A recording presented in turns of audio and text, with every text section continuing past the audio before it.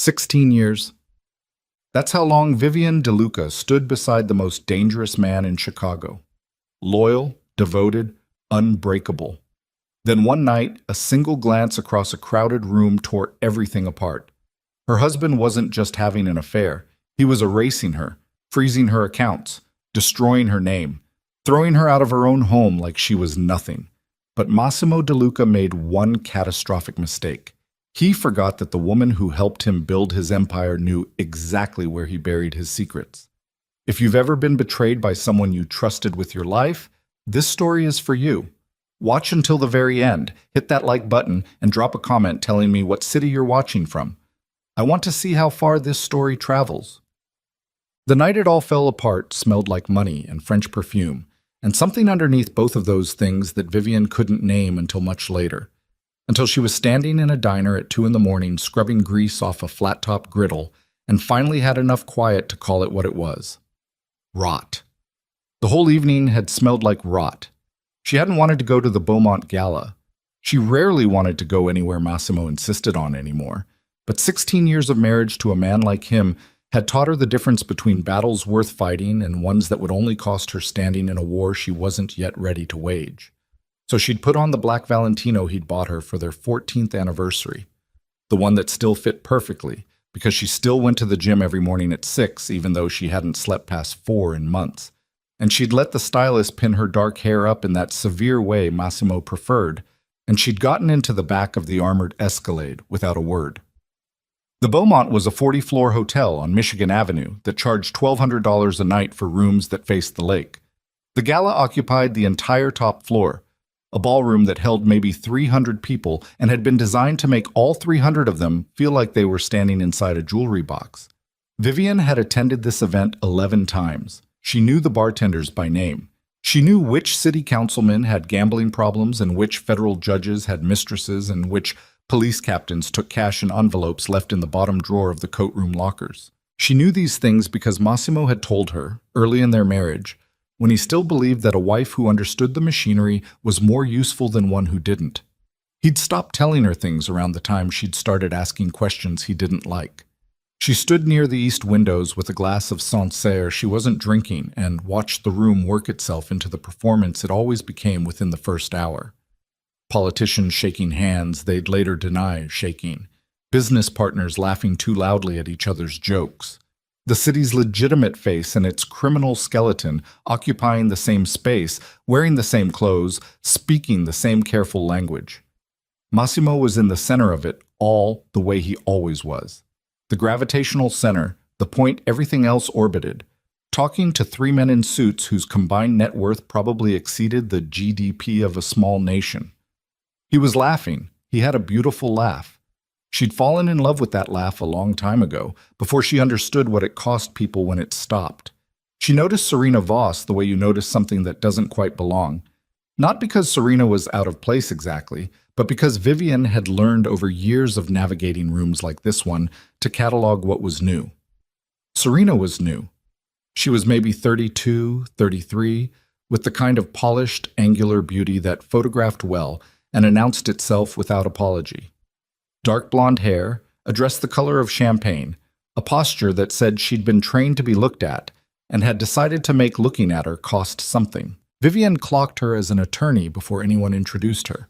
It was in the way she held her drink and her space simultaneously, in the way her eyes moved across the room in a pattern that was assessing rather than social. She was Massimo's new legal advisor. He'd mentioned her exactly once, in passing, 2 months prior, the way you mention something you want to establish as ordinary. Serena Voss, excellent record, came highly recommended. Vivian had filed the information away without attaching significance to it, because she'd been filing things away without attaching significance to them for years, which was its own kind of survival. What happened next took maybe 4 seconds. Massimo finished whatever story he was telling the 3 suits, and his head turned, just slightly, just enough, and found Serena across 40 feet of crowded ballroom floor. It wasn't the look of a man scanning a room. It wasn't the look of an employer checking on a subordinate. It was the look of a man who knew exactly where something he wanted was located. And the wanting was so practiced, so already settled, that it sat on his face without any of the nervousness or restraint that might have made it ambiguous. Serena looked back, and in the half second before she rearranged her expression, Vivian saw something she recognized. The particular softness that a face does when it's looking at someone it has already let in. 4 seconds. That was all it took. Vivian looked down at the Sancerre in her hand and noticed that her knuckles had gone white around the stem of the glass. She set it down on the windowsill very carefully, the way you set down something you're afraid you might break by accident or throw on purpose.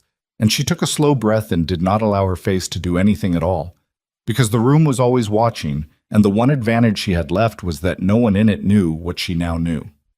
She stayed for another hour and 15 minutes. She talked to the mayor's wife about a new restoration project at the Chicago Cultural Center. She talked to a shipping magnate named Aldrich Fenn about his daughter's acceptance to Northwestern, and she was warm and interested and present in the way she'd learned to be in rooms where warmth and interest were currency. She touched Massimo's arm twice in moments calculated to look like affection. He didn't flinch. He was too controlled for that, but she felt the slight recalibration in his posture, the almost imperceptible way he registered her touch as an interruption. On the drive home, he told her he had a midnight call with an international partner and would likely be in his office until 3. She said that was fine. She'd been tired anyway. He nodded and looked at his phone and said nothing else for the rest of the 40-minute drive. She went upstairs. She changed out of the Valentino and hung it with the precision of a woman who knew she'd need to think clearly about what came next. She sat on the edge of the bed in the dark for 11 minutes. She knew because she watched the clock. And then she got up, because sitting still had never once in her life solved anything, and she went to the window that faced the private garage. The armored Escalade was still there. So was the silver Mercedes that Massimo used when he wanted to be less visible. As she watched, it backed out of the garage, headlights off until it cleared the gate and turned north instead of south. North, away from the DeLuca Group's downtown offices, toward the residential towers on the Gold Coast. She stood there a long time after the taillights disappeared. The thing about realizing your husband is having an affair is that it first presents itself as a wound, specific, personal, located somewhere in the chest cavity where the architecture of trust used to live.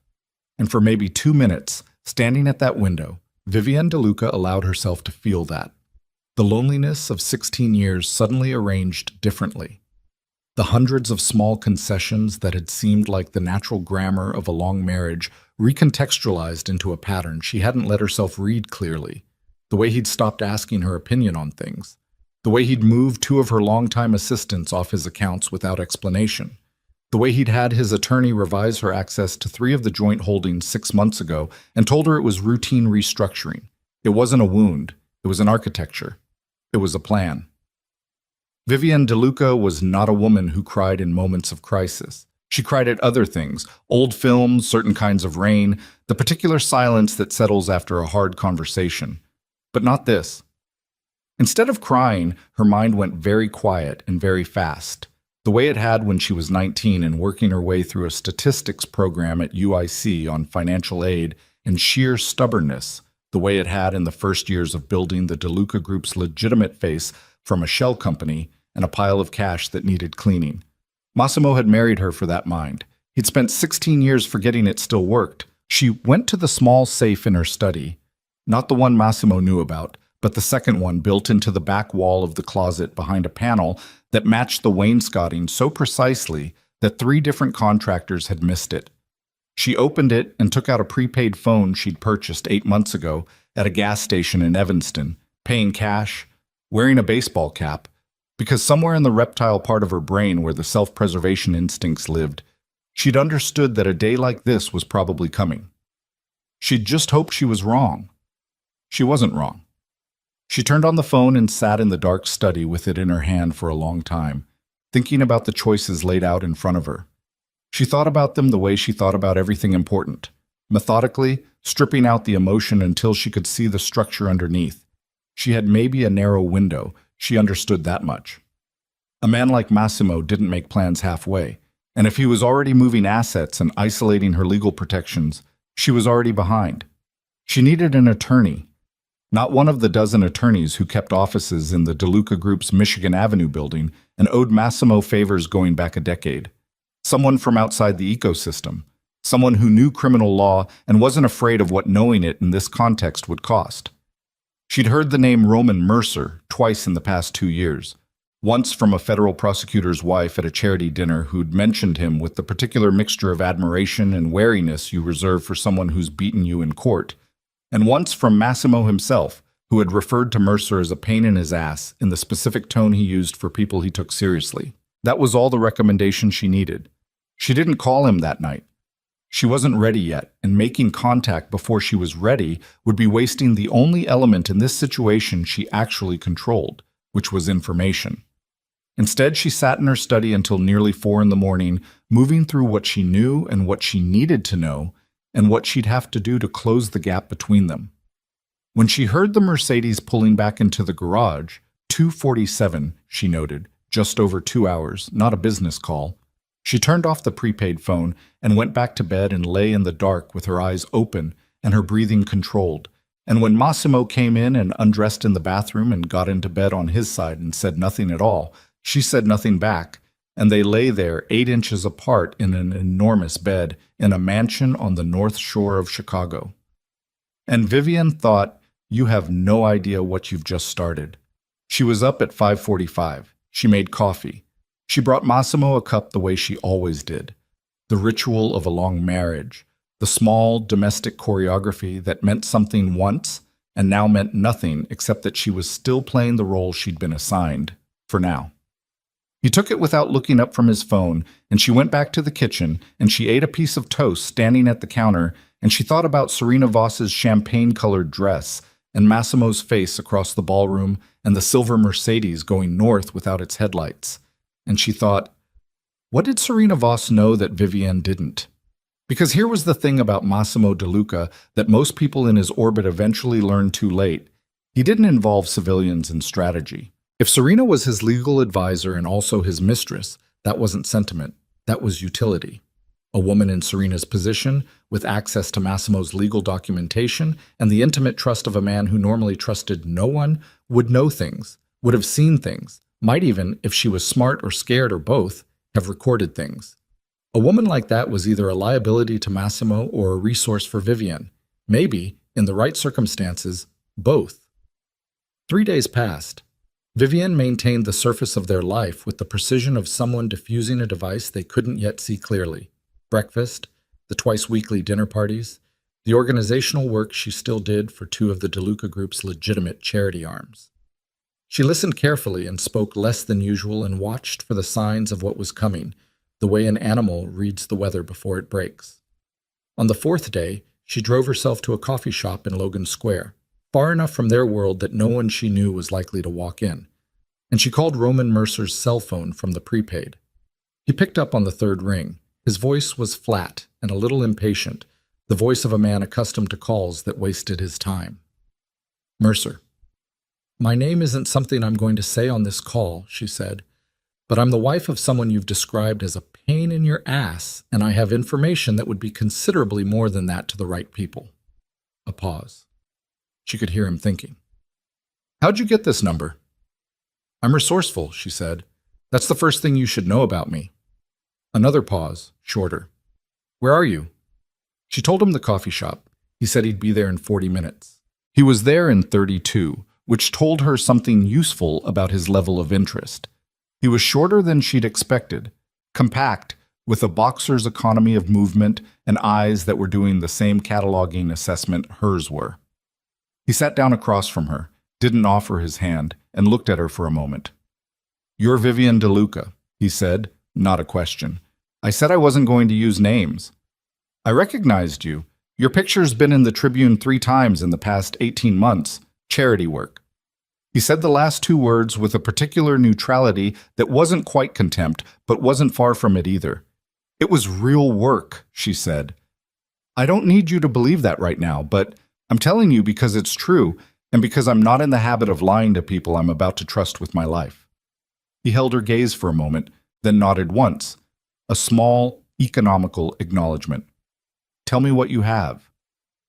She told him about the gala, about the silver Mercedes, about the legal restructuring and the frozen access to accounts she'd discovered when she'd tried to move money 2 days prior for a routine charitable disbursement, about the pattern of the past 8 months viewed in retrospect, the specific and systematic way she'd been having her legal and financial standing quietly undermined without her noticing because she'd been extending the benefit of the doubt past the point where it was reasonable. Roman listened without interrupting, which she appreciated. When she finished, he was quiet for a moment. He had his hands flat on the table and he was looking at them instead of at her, and then he looked up. "He's moving to divorce you, and he's pre-positioning the assets," he said. "That's the civil piece. But you said you have information. You mean beyond what you've just told me." "I mean that if Serena Voss has been involved in his legal strategy and his personal life simultaneously, there's a high probability she has documentation she shouldn't have shared and may have held on to for her own protection. Attorneys do that sometimes when they're smart and scared. They keep receipts." Roman studied her. "What makes you think she's scared?" "Because the man she's sleeping with controls this city's criminal infrastructure and has done it for 20 years without significant legal exposure. And if she's been his attorney, she knows things that make her both his most valuable confidant and his most dangerous liability. Any woman with a functioning brain in that position keeps receipts." She paused. "I kept receipts." "You did?" "For 8 years, not because I was planning to use them, because I understood the environment I was living in." She kept her voice level. "The question is whether what I have is enough, or whether what Serena Voss has is better." Roman put both palms on the table and leaned back slightly, and she watched the calculation running behind his eyes. "This is going to get very bad before it gets better," he said. "You understand that?" "Yes." "He has resources that I don't. He has judges, he has lawyers, he has people who will make your life unrecognizable." "I know." "If we pursue this and we can't make it stick, then I'll have lost," she said. "I know the odds, Mr. Mercer. I've been living inside them for 16 years. I'm asking you if you want to help me change them." He was quiet for a long moment, then, "I'll need everything you have, every document, every communication, every financial record you can access." "I've already started compiling." The corner of his mouth moved. Not a smile exactly, but the precursor to one. "You started before you called me." "I told you," she said. "I'm resourceful." Outside the coffee shop, the Chicago October cold was pressing its hands against the glass. A delivery truck blocked the intersection at the corner, and its driver was arguing with someone in a parked car, the kind of small friction that the city generated constantly, all its pieces grinding against each other. Vivian watched the argument for a moment and then looked back at Roman Mercer, and she thought about the expression on Massimo's face at the gala and the silver Mercedes without its headlights and the 16 years of architecture she'd been living inside without ever seeing the whole blueprint. She wasn't crying. She wasn't even angry, exactly.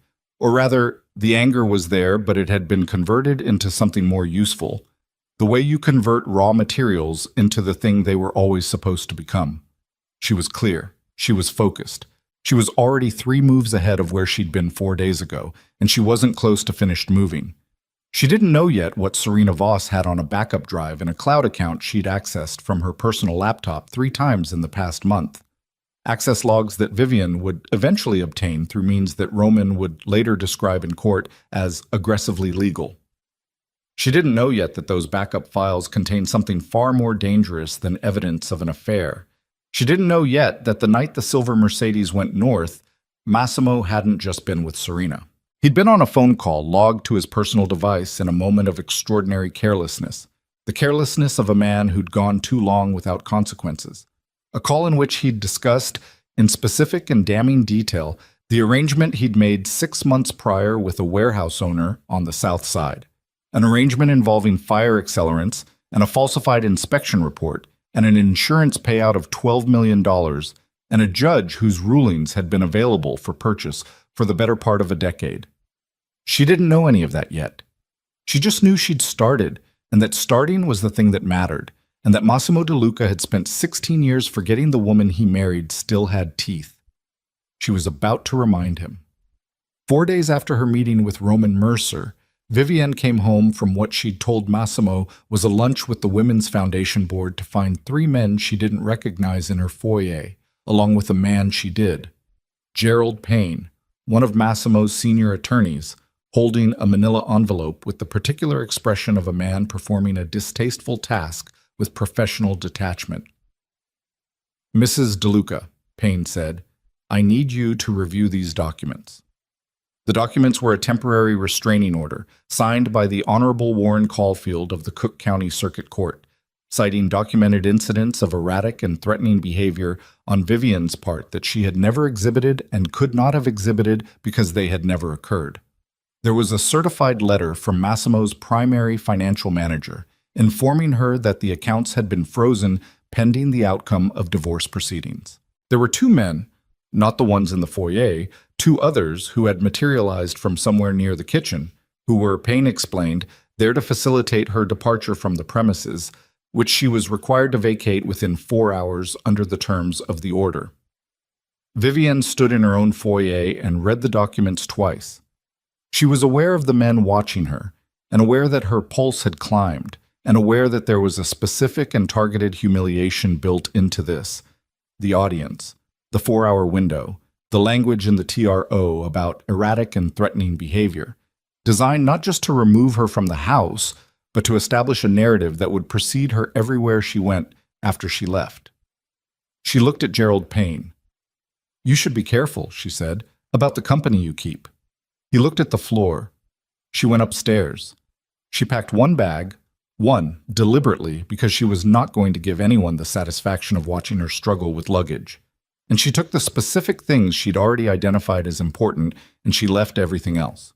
She walked back through her own house one time, not slowly, not theatrically, just once, the way you walk through something before you close the door on it. Then she walked out. She was in a motel in Pilsen by 9 that night. She opened the prepaid phone and sent Roman Mercer a text with 3 words. They moved early. Then she sat on the edge of a motel bed with the bag at her feet and the thin light of the room making everything look the color of old paper. And she was quiet for a while, and then she opened her laptop and went back to work. The motel in Pilsen smelled like cigarette smoke and old carpet cleaner, and the particular staleness of a room that had housed 100 different kinds of desperation before hers.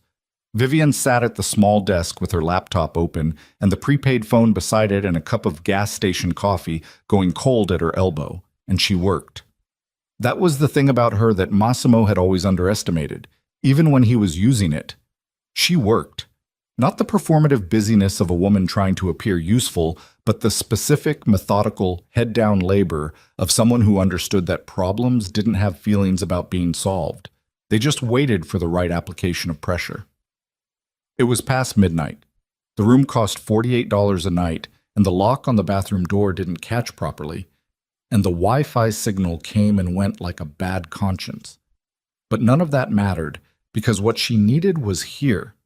The files she'd transferred to an encrypted drive over the past week, the copies of financial documents she'd photographed with her personal phone over the past 3 months without knowing exactly why, the 3 years of emails she'd quietly forwarded to a private account that Massimo didn't know existed.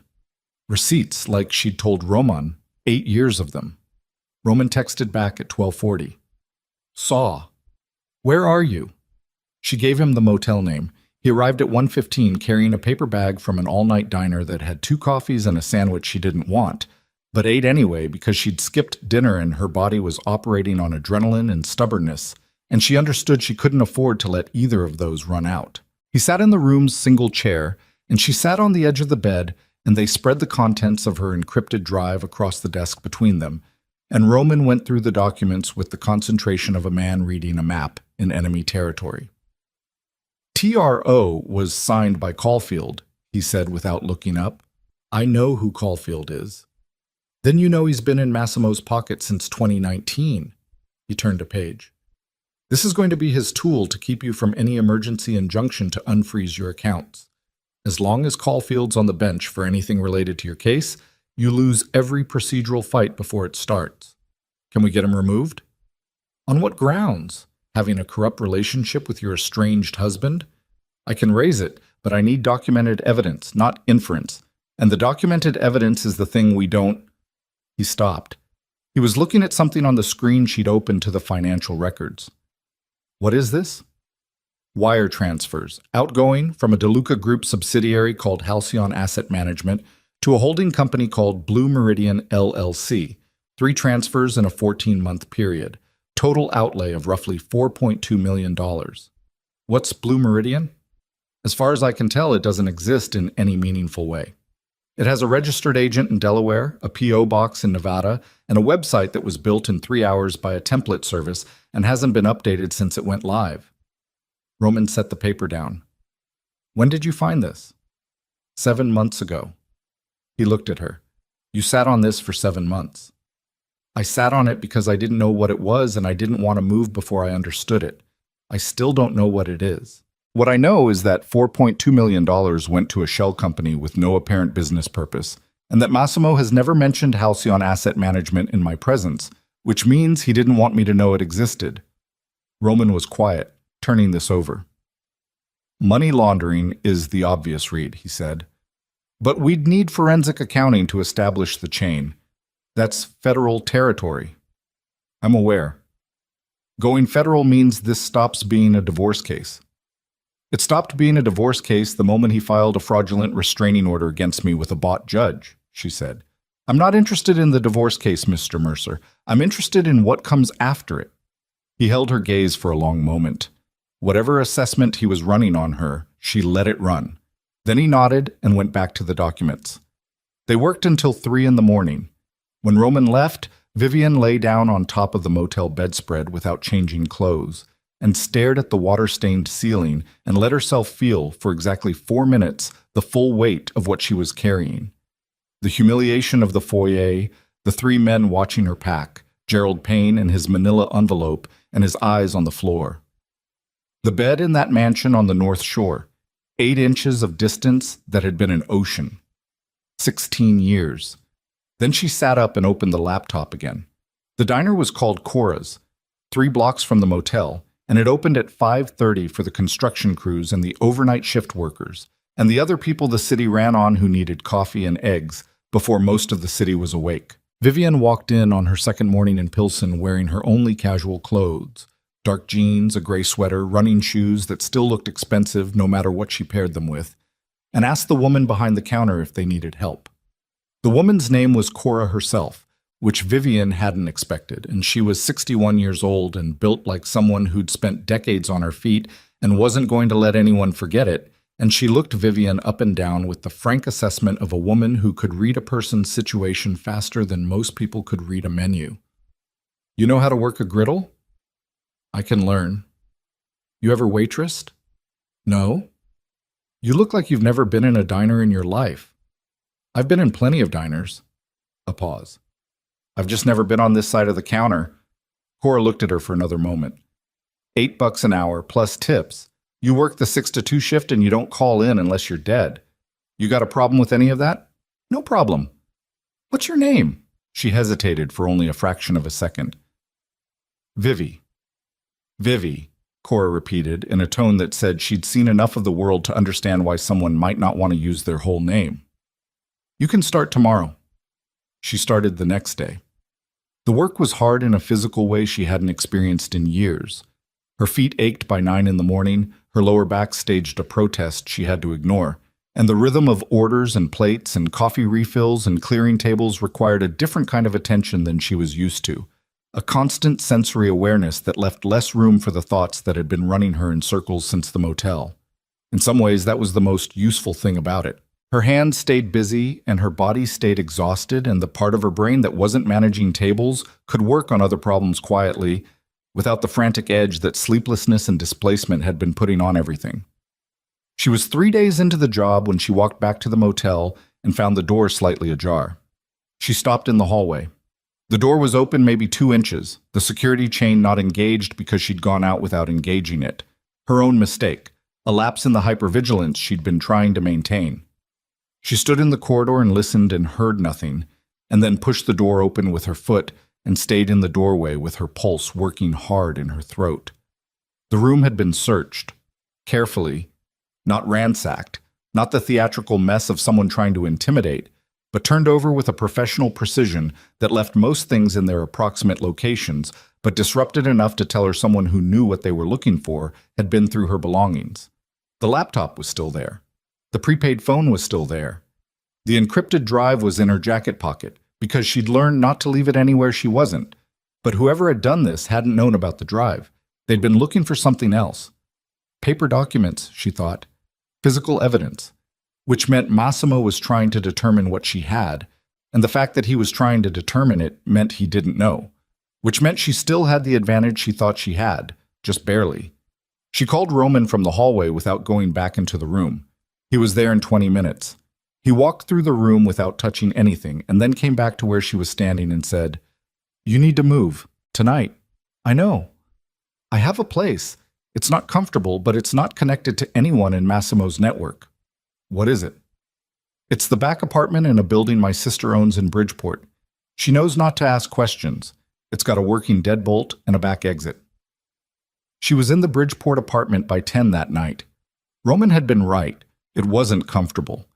It was a studio with a futon and a folding table and a bathroom that needed regrouting, but it had 2 locks on the front door and a fire exit through the kitchen window that opened onto an alley, and it was clean and it was quiet, and no one knew she was there, except Roman and his sister, and Vivian chose not to think too hard about whether that was enough. On the 4th day in the Bridgeport apartment, Roman came by at noon with a coffee and his laptop and news. "Massimo's PR firm issued a statement this morning," he said, setting the laptop on the folding table and turning it toward her. "They sent it to 3 local outlets and 2 of the city blogs." She read it. It was 2 paragraphs. It described, in the careful, passive voice of professional damage control, concerns about Vivian DeLuca's mental health over the past several years, her erratic behavior at private events, her difficulty distinguishing reality from imagined grievances, the heartbreaking decision by her devoted husband to pursue a separation for the safety of himself and members of his household staff. She read it twice. She put the laptop down. "He's not wasting time," she said. "No, and 2 of his attorneys have already filed for an expedited hearing on the divorce. Caulfield is assigned." "Of course he is." "Vivian." Roman said her name in a tone that made her look at him directly. "The narrative he's building is designed to make everything you say sound like the output of an unstable woman who can't be believed. If we go into that courtroom right now with what we have, we lose. Not because the truth isn't on your side, but because the machinery of how a jury and a judge receive information is already being calibrated against you. So what do we do? We need something that can't be reframed, something objective. Audio, video, documents, something that exists independently of your credibility." She was quiet. She was thinking about what she'd said to him in the coffee shop in Logan Square, about a woman in Serena Voss's position keeping receipts. She was thinking about the specific expression on Serena's face at the gala, not the controlled professional face she'd worn for the room, but the half-second before she arranged it, the softness of someone who had let Massimo in. And underneath that softness, if Vivian was reading it correctly, something that looked a great deal like calculation. "I need to find out what Serena Voss has in her possession," she said. "We can't go near her. If Massimo finds out we've made contact," I'm not talking about contact, I'm talking about information. What do we know about her professional setup, her devices, her firm, how she manages client files? Roman looked at her for a moment. "I know someone who does digital forensics. Former FBI, now private. Very discreet. Call him." The digital forensics consultant's name was Dev Anand, and he arrived at the Bridgeport apartment 2 days later, carrying a bag that looked like it belonged to someone with a considerably more glamorous job and the energy of a man who genuinely enjoyed puzzles and had no particular feelings about what they contained. He was 45 and had the mild, unfocused manner of someone perpetually distracted until you said something that engaged his specific interest, at which point the mildness dropped, and he was suddenly very focused and very present. Vivian explained what she needed. Dev listened, asked 3 precise questions, and went to work. What he was doing wasn't illegal in the ways she tried not to think too hard about.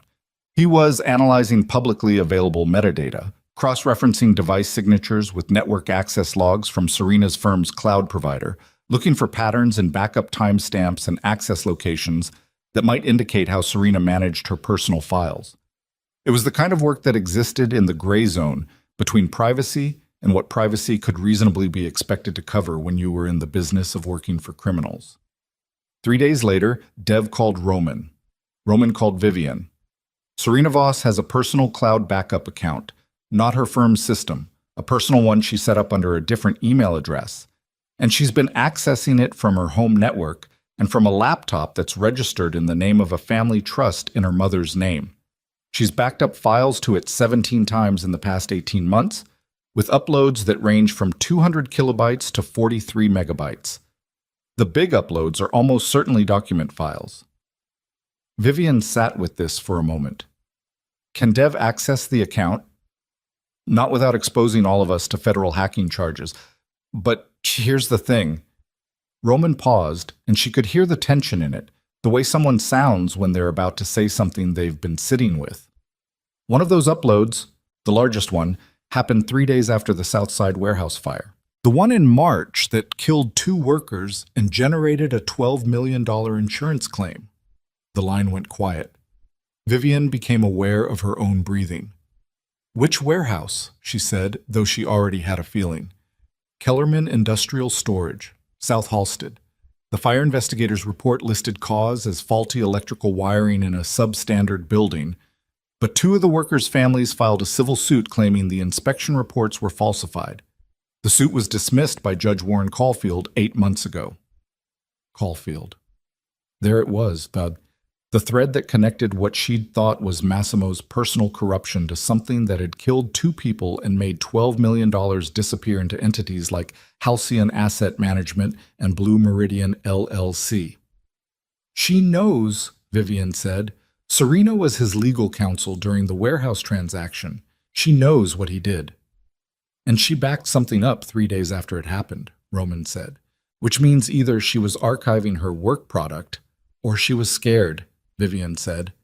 "And she was making sure she had something on him if she ever needed it." The silence stretched between them. "If that backup contains what I think it contains," Roman said carefully, "this isn't just a divorce case anymore. This is arson, insurance fraud, possible manslaughter, federal jurisdiction. Can we get to it legally? If we can compel Serena to turn over documents in discovery, and if we can establish that the personal backup account contains files relevant to Massimo's legal affairs that she managed as his attorney, yes, discovery is a tool, and Massimo's team doesn't know we know it exists. But Vivian," another pause, "if we compel Serena in discovery, we tip Massimo's team that we're looking in this direction. He will move to destroy evidence. He will move to destroy whatever she has. We have one shot at this, and the timing has to be right. Then we wait," she said. "We go into that courtroom for the divorce hearing, and we let him build his case, and we look like we're losing, and then we use discovery to pull what Serena has when his team isn't positioned to stop it. That means letting him win the early rounds." "Yes." "The press narrative, the TRO, the expedited proceedings, all of it." Her voice was steady. "I can take it." Roman didn't say anything for a moment. Then, "You're sure? I've been surviving that man for 16 years. I can survive a few more weeks of it." But the weeks that followed were harder than she'd expected, not because she hadn't prepared herself mentally, but because the lived experience of being publicly unmade was a different thing from its theoretical version. Massimo's PR campaign accelerated. A former household staff member, a woman Vivian had genuinely liked, a woman she'd personally advocated for when Massimo wanted to reduce the household budget 2 years prior, gave an interview to a local magazine describing Vivian's volatile moods and paranoid behavior, her tendency to make accusations without evidence, her history of monitoring Massimo's communications. The interview was constructed with the precision of a legal document. Nothing that could be definitively disproven, nothing that rose to outright defamation, everything calibrated to establish a particular kind of woman in the reader's imagination. Vivian read the interview at the folding table in the Bridgeport apartment at 2 in the morning, with Cora's griddle grease still on her forearms and her feet still aching, and the specific grinding exhaustion of a woman working a physical job on insufficient sleep in a studio apartment because her home had been taken from her by a corrupt court order. She read it twice. She set her phone face down on the table. She sat in the dark for a long time. Then she turned the phone back over and read it a third time, more slowly, making notes, because you couldn't respond to something you hadn't understood completely, and she was not going to let her understanding be colored by how badly this particular piece of it hurt. What she noticed, reading carefully, was that the former employee's quotes, while they tracked with Massimo's narrative precisely, contained two specific details that she could not have known if she had not been coached. Details about financial documents Vivian had reviewed in the private study, documents that the employee would have had no reason to observe, details that had the texture of something fed to her rather than remembered by her. Which meant the coaching had been careless, or whoever had written the lines hadn't thought about how closely someone reading for inconsistencies would look. She photographed the specific paragraphs and sent them to Roman with a message. Look at the 3rd and 7th quotes. What does she know that she shouldn't? Roman's response came 4 minutes later. I see it. That's our first documented instance of witness coaching. I'm adding it to the file. The divorce hearing was scheduled for a Tuesday in November, 6 weeks after the night Vivian had watched the silver Mercedes go north without its headlights. She wore a dark gray suit she'd bought from a resale shop in Lincoln Square for $32 because it was the right cut and the right color, and she had no intention of looking like a woman who'd been reduced. She sat beside Roman at the plaintiff's table, defendant, technically, since Massimo had filed first, and she looked straight ahead while Massimo's lead attorney, a man named Clifford Brandt, who billed $600 an hour and wore that fact in the particular hang of his suits, outlined the case against her character in a voice that never rose above a pleasant professional register. Massimo sat at the opposite table and did not look at her once. He was wearing a charcoal suit and an expression of measured sadness that she recognized as performance because she'd watched him put it on, over years, the way an actor warms up in the wings.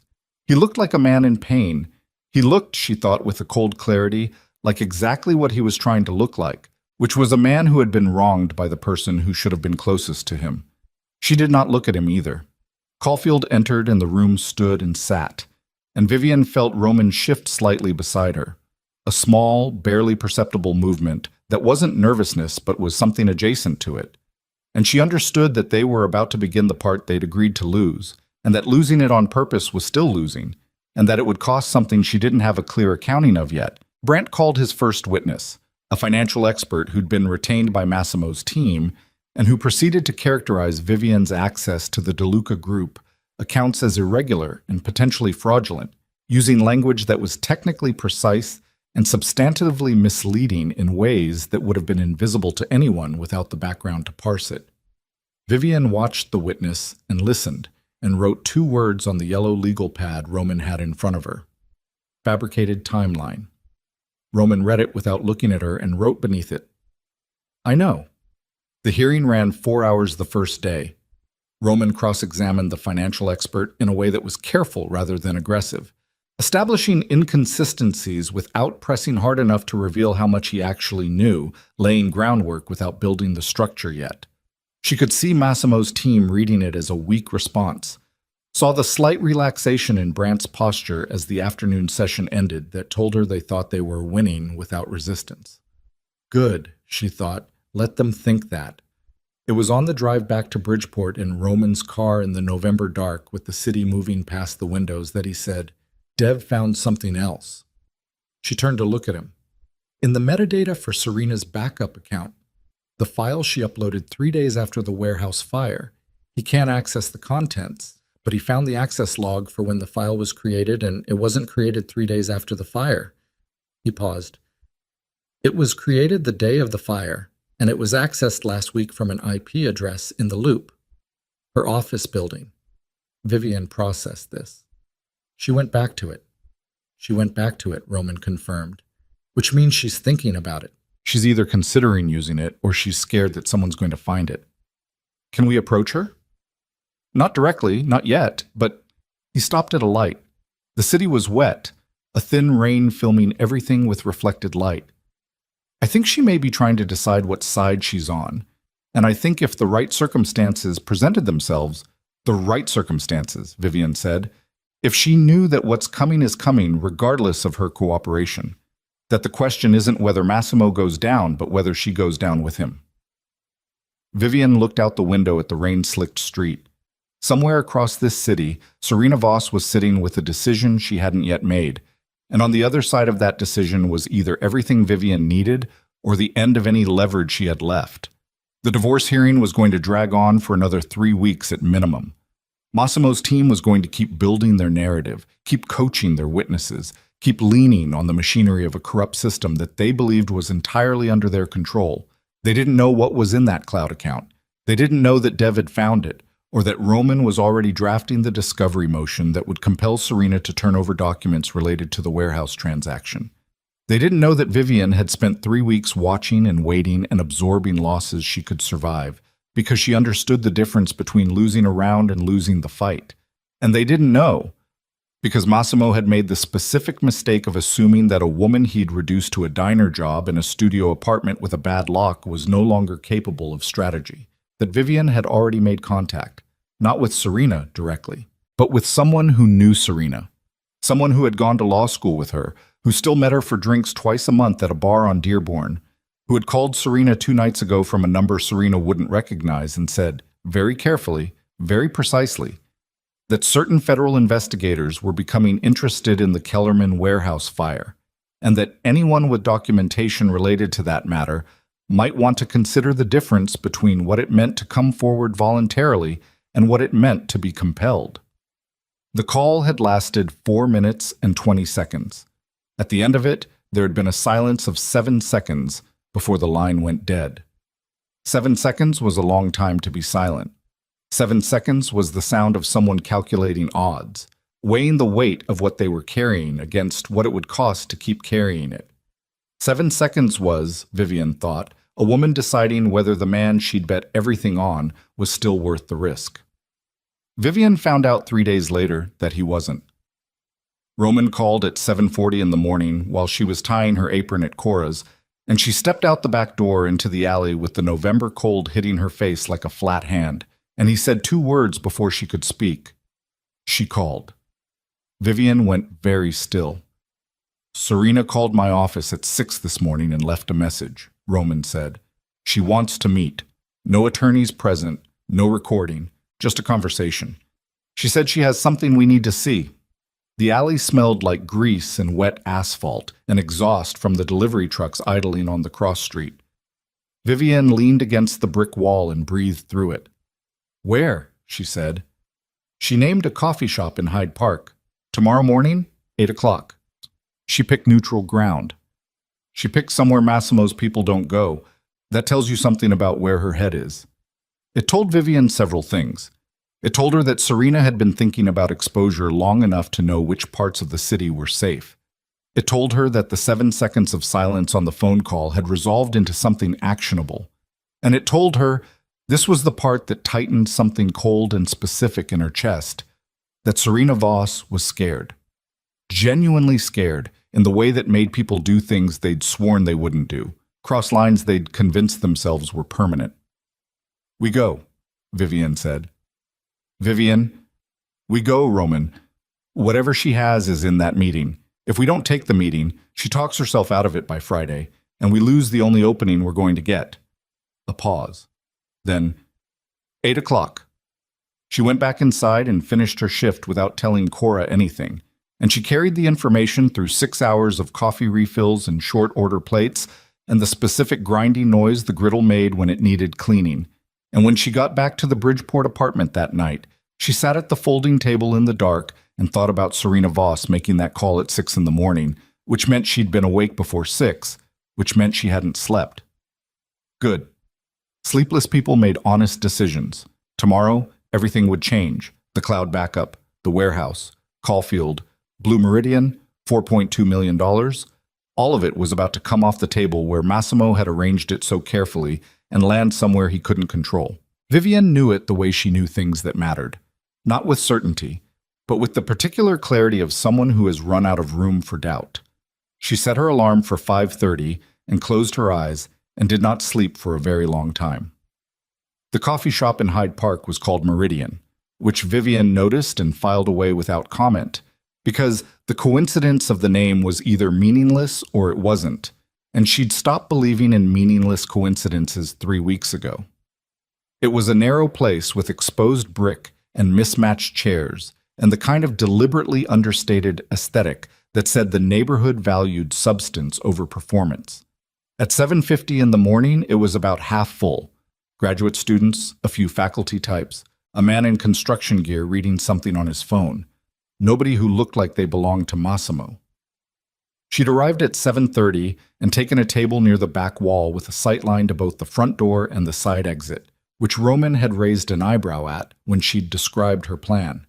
She'd told him she wanted him outside, not in, visible from the street, but not in the room, because Serena had specified no attorneys, and Vivian understood that the terms of the meeting mattered less than the fact of it, but also that showing up in violation of stated terms would tell Serena something about how Vivian operated, and what she needed Serena to believe right now was that Vivian DeLuca was a woman who could be trusted to keep her word even when keeping it cost her something.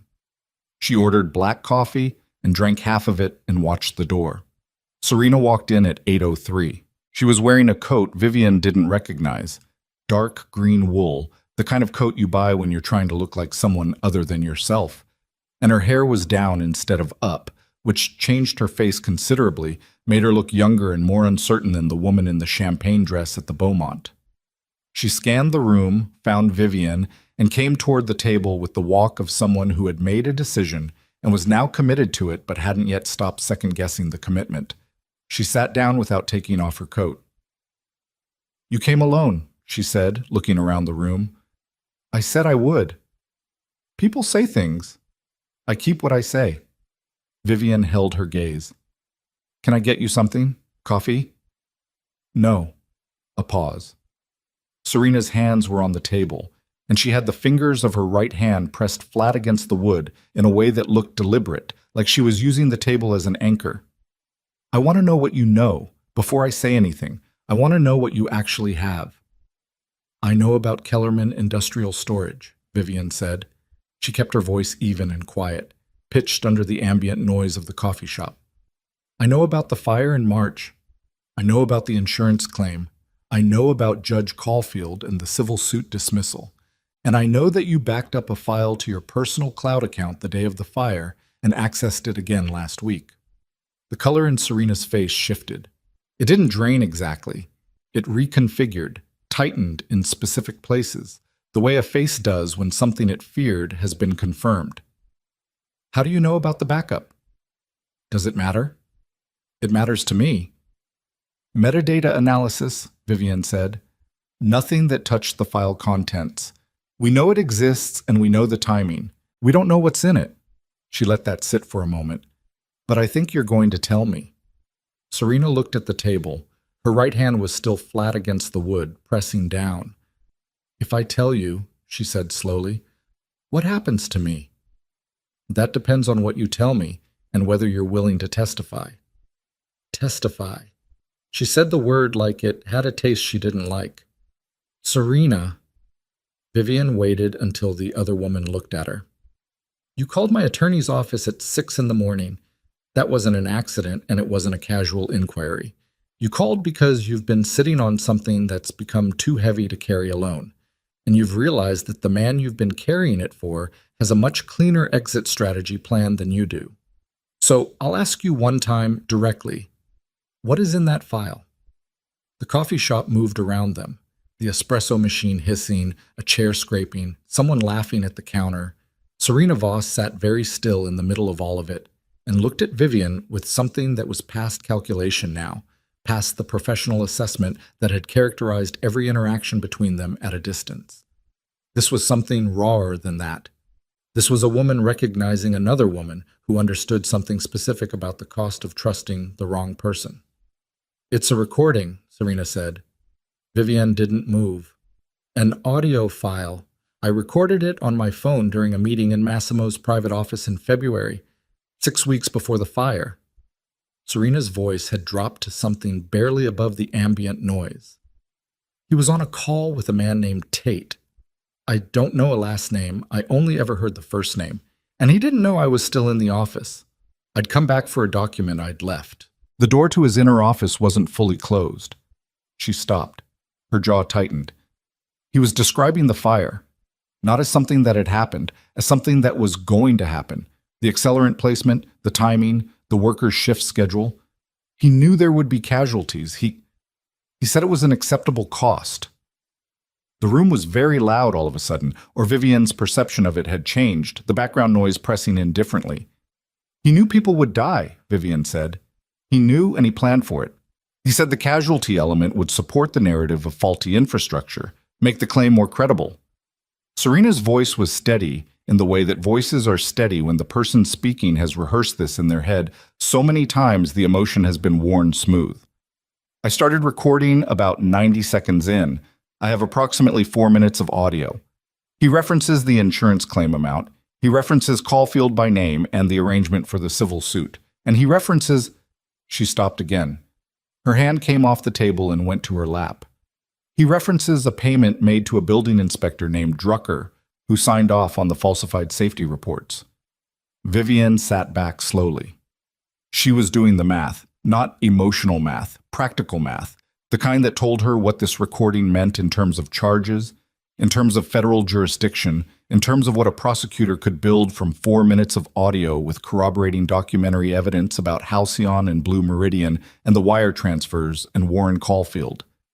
It was enough. It was more than enough. It was everything. "Why didn't you go to the police in February?" she asked.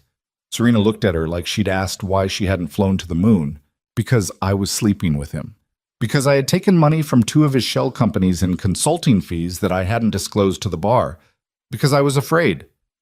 And now? Now he's asked me to testify in your divorce proceeding about your mental state and your unstable behavior." Something moved across Serena's face, contempt or something that had curdled into contempt from another emotion. "He gave me a list of specific incidents to describe, things I never witnessed. He told me to tell the court I had observed them personally. He asked you to perjure yourself. He didn't use that word. He never uses that word. He said he needed me to be credible, and he told me what credible looked like." She pressed her lips together. "And I realized that I was next, that I was the thing he was going to use and then eliminate, the same way he was eliminating you. Except I knew too much for him to just freeze my accounts and file a TRO. The implication sat between them. "He wouldn't," Vivian said, though she knew as she said it that she was testing the statement rather than asserting it. 3 weeks ago, a man I've never seen before was sitting outside my building in a car for 4 hours. When I mentioned it to Massimo, he said I was being paranoid." Serena's eyes were steady now, past the fear into something colder. "The same word he's using about you." Vivian looked at her for a long moment. She thought about the room in the motel that had been searched with professional precision. She thought about the specific and systematic way a person could be made to disappear from their own life before they were made to disappear in other ways. She thought about 2 workers on a night shift at Kellerman Industrial Storage who had gone to work on an ordinary evening in March and not come home. "I need the recording," she said. "I know. And I need you to testify, not just the file, you, in court, on the stand." Serena was quiet. "Without your testimony, the recording is a piece of evidence his attorneys will spend 6 months challenging the provenance of. With your testimony, it's a witness account corroborated by documentation, and it becomes the foundation for a federal case that doesn't need our divorce proceeding to succeed." Vivian leaned forward slightly. "Serena, he's already decided what he's going to do with you. The only question is whether you let him do it or whether you choose the timing yourself." The silence stretched long enough that Vivian could hear the specific rhythm of Serena's breathing. Controlled, effortful, the breathing of someone managing something they couldn't put down. Then Serena reached into her coat pocket and put a USB drive on the table between them. "The recording is on that," she said. "A clean copy. I have 2 others in separate locations."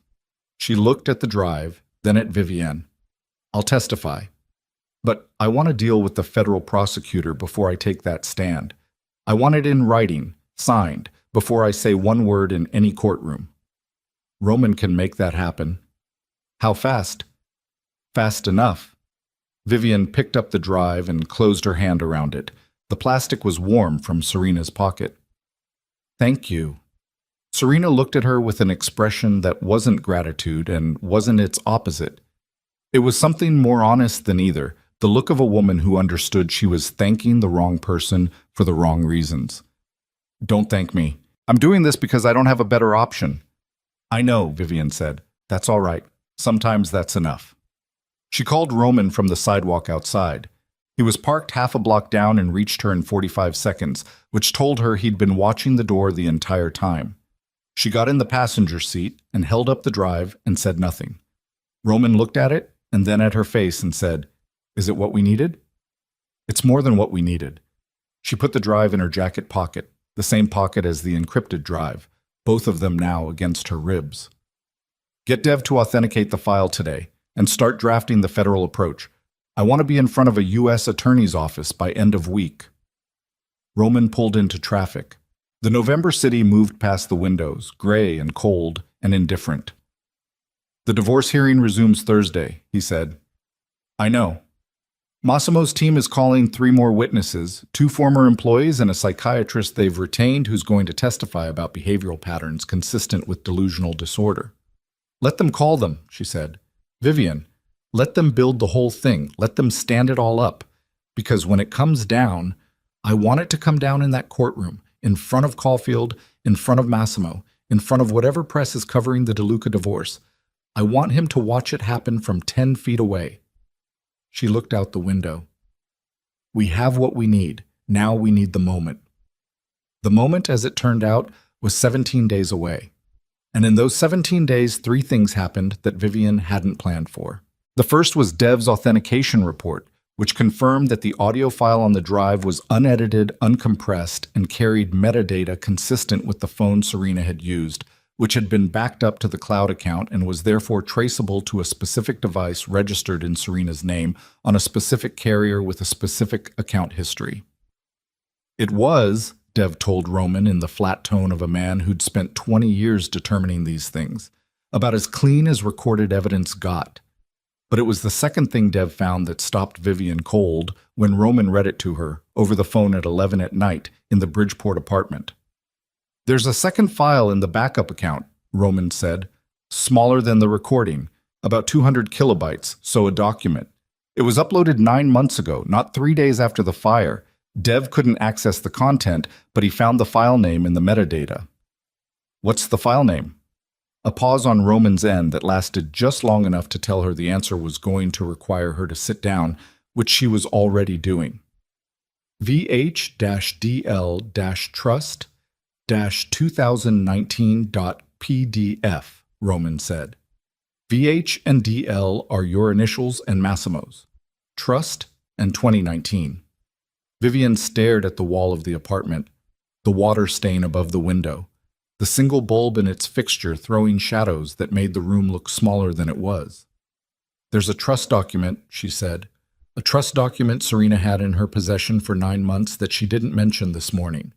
Roman's voice was careful in a way that told her he was managing his own reaction to what he was saying, which means either it's routine estate planning work she handled in her capacity as his legal advisor, and it's not relevant, or he made changes to the trust that she documented and kept, and she didn't tell me because she's still deciding how much to give us. Vivienne pressed 2 fingers to the bridge of her nose. Or because she's using it as insurance, her own. We need to ask her about it. I know, she breathed. But we can't tip her that Dev found it, or she'll know the extent of our access and she'll renegotiate every term we've agreed on. We have to approach it as though we're asking a routine question about estate documentation as part of discovery. That's a thin line.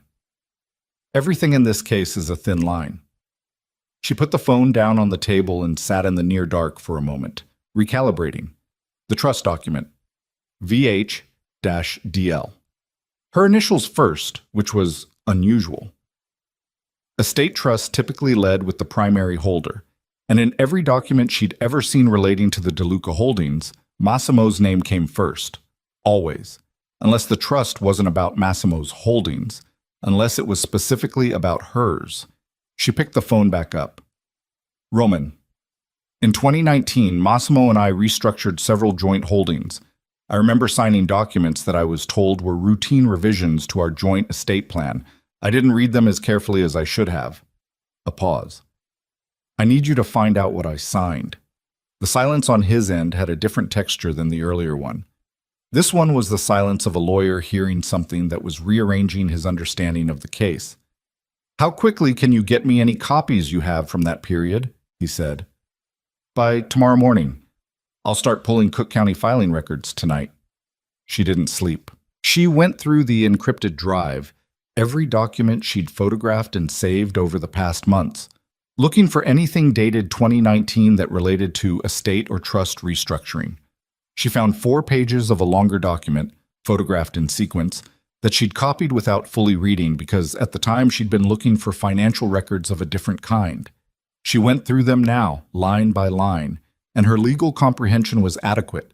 Not an attorney's reading, but 16 years of operating inside a sophisticated legal and financial ecosystem, both of them, dated November 2019, that reclassified 3 significant joint assets, including the primary DeLuca Group real estate portfolio, as separate property under Massimo's sole ownership, retroactively, based on a legal argument about original contribution that Vivian was certain was either fraudulent or had been obtained under conditions she hadn't understood at the time.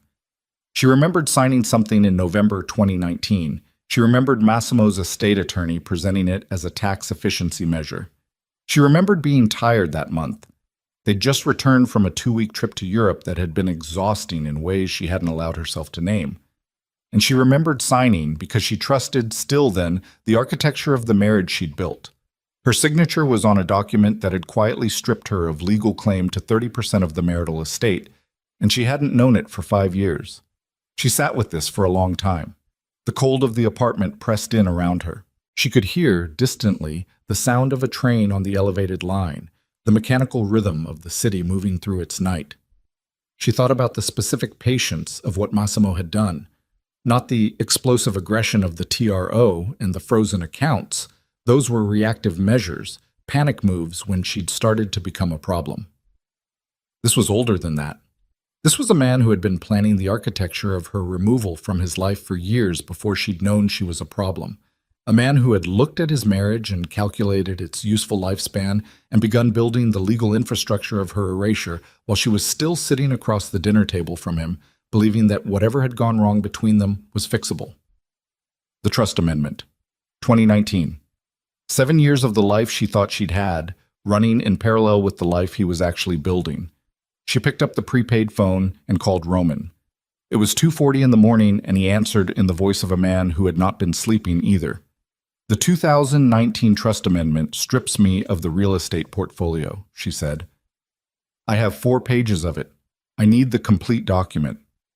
I found the Cook County filing 2 hours ago, Roman said. I've been trying to figure out how to tell you. Tell me what?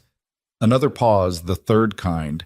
The kind that was the sound of someone preparing to say something that would require the person hearing it to rebuild their understanding of something they thought they already understood.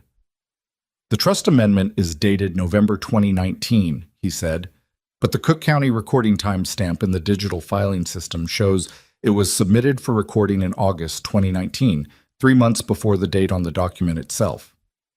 A beat. Someone backdated it. Someone filed a document that claims to have been signed in November but was submitted 3 months earlier, which means it was prepared and filed before the signatures could have existed.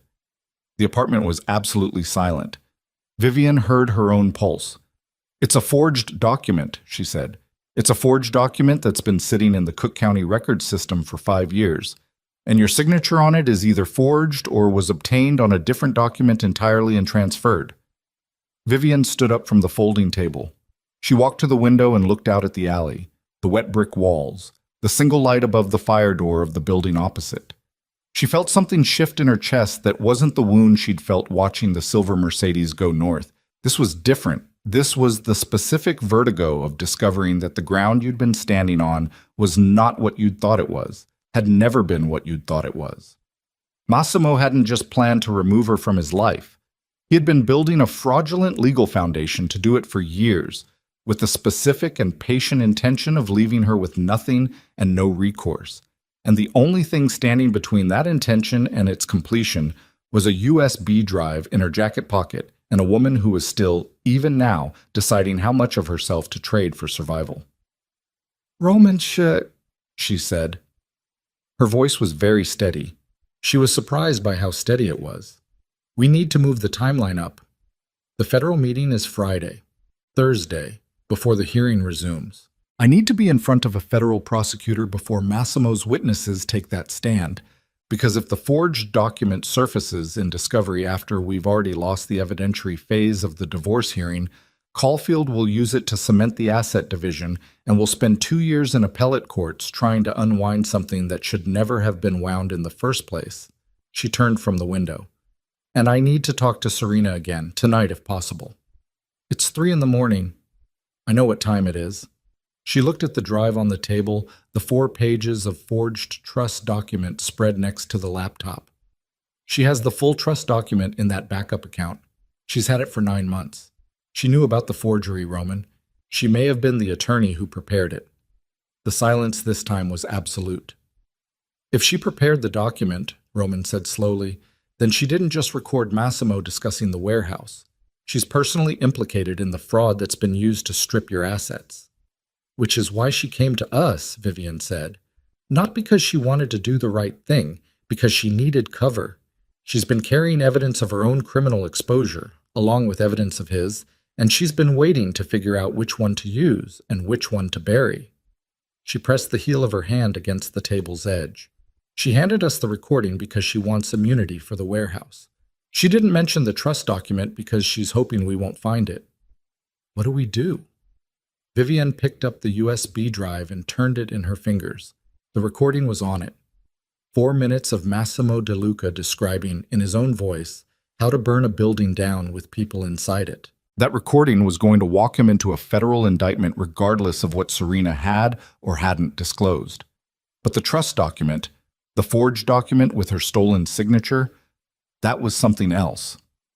That was personal in a way that the warehouse wasn't, in a way that cut beneath the criminal case and into something she hadn't expected to find, the specific and premeditated dismantling of the woman she had been inside that marriage, executed so quietly and so early that she hadn't felt it happening. She was not going to let Serena Voss trade that away for a reduced charge. "Set up the meeting," she said. "And Roman, when you talk to her, don't mention the trust document. Let her think we only have the recording. You want to let her walk into the conversation without knowing what we know. I want to see what she volunteers," Vivian said, "because what she volunteers will tell me whether she's an ally or whether she's just using us as her best available shield. And I need to know the difference before I put her on a witness stand in front of a federal judge." Outside, the elevated train ran again, the far, rhythmic sound of it cutting through the 3 in the morning silence of the city. Vivian stood in her small apartment with a forged document and a recording, and 16 years of a life she was finally seeing in its true dimensions, and she understood, with a clarity that felt almost physical, that the woman who had walked into that coffee shop in Hyde Park thinking she held the better hand had not been wrong. She had simply not yet understood how many hands were being played at the same table. The second meeting with Serena happened at 5:45 in the morning in the parking structure on South Michigan, Level 3, because Serena had picked it and Vivian had said yes without negotiating the location, which was itself a form of information.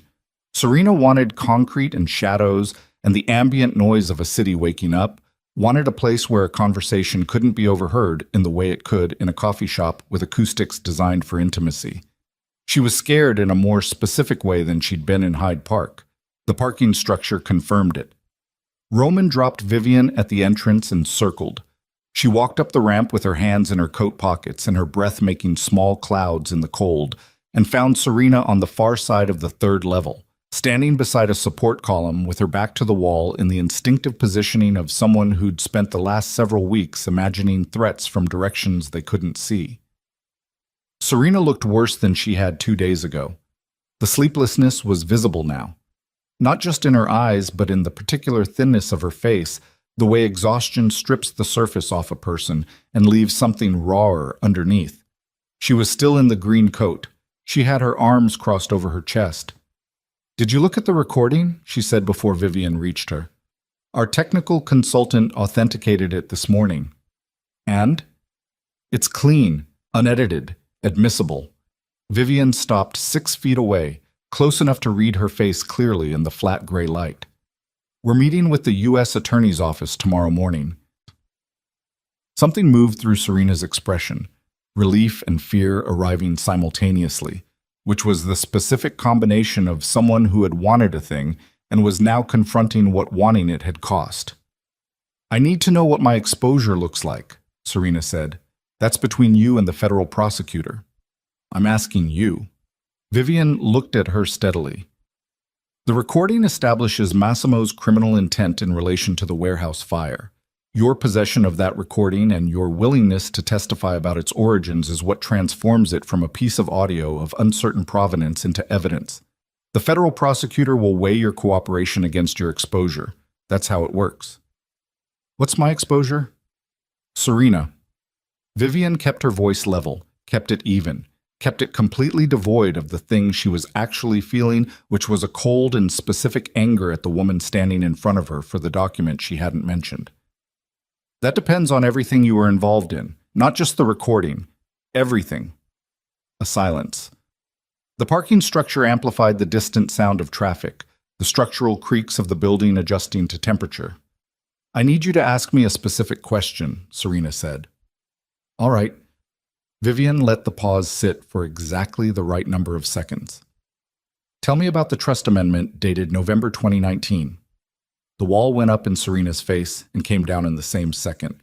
A flicker, almost too fast to catch, but Vivian was watching for it and caught it completely. There it was. The thing Serena had hoped they wouldn't find. "Where did you get that?" Serena's voice had changed register, lower, tighter. "The Cook County recording system," Vivian said. "It's a public record. What isn't public is that the filing timestamp predates the document's stated execution date by 3 months, which means someone prepared and filed a document that didn't yet exist based on signatures that hadn't yet been obtained." Serena said nothing. "I need to know if you prepared that document." The silence was 20 seconds long. Vivian counted them. The traffic below moved through its rhythms. A car entered the structure on level 1, and its headlights swept briefly across the concrete ceiling above them. "I prepared the initial draft," Serena said finally. Her voice was flat in the way that voices go flat when a person has decided to stop spending energy on the performance of composure. "Massimo told me it was a tax restructuring measure. He told me your signatures on the original 2019 estate planning documents constituted blanket authorization for the amendments. I filed it on that basis." "And the signature pages?" A longer silence. "He provided them," she said. I told myself the authorization was sufficient. I told myself it was within the scope of his instruction. I didn't look at the signature pages as closely as I should have." "But you knew," Vivian said. Not a question. Serena looked at the concrete floor. "I suspected. After the fire, when I realized what he actually was, I pulled the trust file and I looked at the signature pages and I knew they weren't right. The ink was wrong. The notarization was one I didn't recognize. I'd filed a fraudulent document." She pressed her lips together. "That's when I uploaded the backup." "You kept the trust document as insurance against Massimo." "I kept it because if it ever surfaced, I needed to be able to show that I'd identified the fraud and documented it. She stopped. "I needed it to not be my fault." Vivian breathed. The cold was settling into her fingers and she was aware of it distantly, the way you're aware of physical discomfort when something larger is occupying the foreground of your attention. She thought about what it would cost to use this information. The trust document, Serena's preparation of it, the filing fraud, against Serena. She could. Roman could build a case that implicated Serena so thoroughly in the asset fraud that any immunity deal for the warehouse testimony became contingent on Serena's full cooperation on the estate case as well. leaving Serena no leverage at all, no shelter, no independent survival strategy. She also thought about what it would cost Serena to go into federal court and testify about a man who had a car sitting outside her building for 4 hours. "Here's what's going to happen," Vivian said. "Tomorrow morning, you come with us to the U.S. Attorney's office. You bring the recording, you bring the full trust document, and you tell them everything you've just told me. All of it. Not the version that protects you, the actual version. And in exchange, Roman is going to advocate with the federal prosecutor for a cooperation agreement that acknowledges your role was substantially directed by Massimo's instruction and that your documentation of the fraud is evidence of your own recognition that it was wrong." Serena was looking at her now. "I'm not offering you clean hands," Vivian said. "You don't get clean hands, but you get something better than what Massimo has planned for you, which I think we both know isn't a long and comfortable future." Another silence. Then, "Why are you doing this?" Vivian thought about it honestly. "Because 2 people died in that warehouse, and I want the man responsible for it to spend the rest of his life in a federal prison. And because the fastest way to that outcome is you, whole and functional and telling the truth on a witness stand. Not you, destroyed and defensive, and providing Massimo's attorneys with material to discredit everything you say." She held Serena's gaze. "This isn't generosity, it's strategy. I want you to understand that." Serena nodded once, slowly. 8 o'clock tomorrow? 8 o'clock. The meeting with Assistant U.S. Attorney Dana Reyes happened in a federal building conference room on Dearborn with 4 people in it. Reyes, her investigative partner, Roman, and Vivian, and then, an hour in, Serena, who arrived with her own attorney and a flash drive copy of everything in the personal backup account and the specific lockdown demeanor of a person who had decided to burn one life down in order to preserve another. Reyes was 47, trim, with the kind of face that gave nothing away and eyes that were absorbing everything simultaneously. She listened to Roman's presentation without interrupting, and she listened to the recording twice with her hands flat on the table and her expression not changing. And then she asked Serena 11 questions in a row that were so precisely targeted that Vivian understood she'd already known more about Massimo DeLuca than they'd realized before they walked in the door. At the end of the questions, Reyes looked at the trust document and the wire transfer records and the shell company analysis and the Caulfield connection laid out in Roman's filing, and she said, "The divorce proceeding resumes tomorrow." "Yes," Roman said. "I'd like it to continue as scheduled." Reyes looked at Vivian. "I'd like Massimo DeLuca in that courtroom tomorrow afternoon." Vivian understood immediately. "You want to move on him in a public venue. I want to move on him when his attorneys are occupied and he's in a location with federal court security already present and no advance knowledge of what's coming." Reyes leaned back slightly. "And I want to give him the experience of watching his case collapse in the proceeding he built to destroy you. That's not sentiment, it's strategic. A public arrest following a public evidentiary implosion limits his ability to manage narrative and gives us the strongest possible posture going into arraignment." Roman and Vivian looked at each other. Something passed between them that wasn't quite a smile, more the mutual recognition of people who had been holding something heavy for a long time and could finally see the place they were going to set it down. "What do you need from us?" Roman said. "Get Serena on that witness stand," Reyes said. "The rest is ours." The courtroom was room 14 of the Daily Center, which Vivian had been in 11 times over the course of the divorce proceedings, and had developed a specific and finely detailed relationship with. The way the afternoon light came through the high windows at an angle that made the air look thick, the particular acoustics that meant you could hear a whisper from across the gallery if the room was quiet, the smell of old wood and institutional carpet that was the smell of authority being performed rather than exercised. She sat at the defendant's table beside Roman, and she was very calm, which surprised her, given everything that had led to this room. Massimo was at the plaintiff's table 20 feet away. He was wearing the charcoal suit again, different shirt, same suit, and she thought with a detached clarity that was its own kind of strange gift that she knew this man's wardrobe as well as she knew her own, knew the specific way he carried himself when he was confident and the slightly different way he carried himself when he was performing confidence to cover something underneath. He was performing today. She could see it in the set of his shoulders, in the way his jaw was slightly tighter than it should have been. Something had made him uneasy. Maybe the change in Roman's energy. Maybe some intelligence from someone inside the system that Massimo maintained specifically to give him early warning. Maybe just the animal instinct of a predator who has been the predator long enough to recognize when the geometry of a room has shifted. He caught her eye once, briefly, when the court was settling before Caulfield entered. His expression said what it always said, that she was a problem he was in the process of solving, and that the solving was essentially complete. She held his gaze for exactly 3 seconds and then looked away, because she could afford to now. Caulfield entered and the room stood.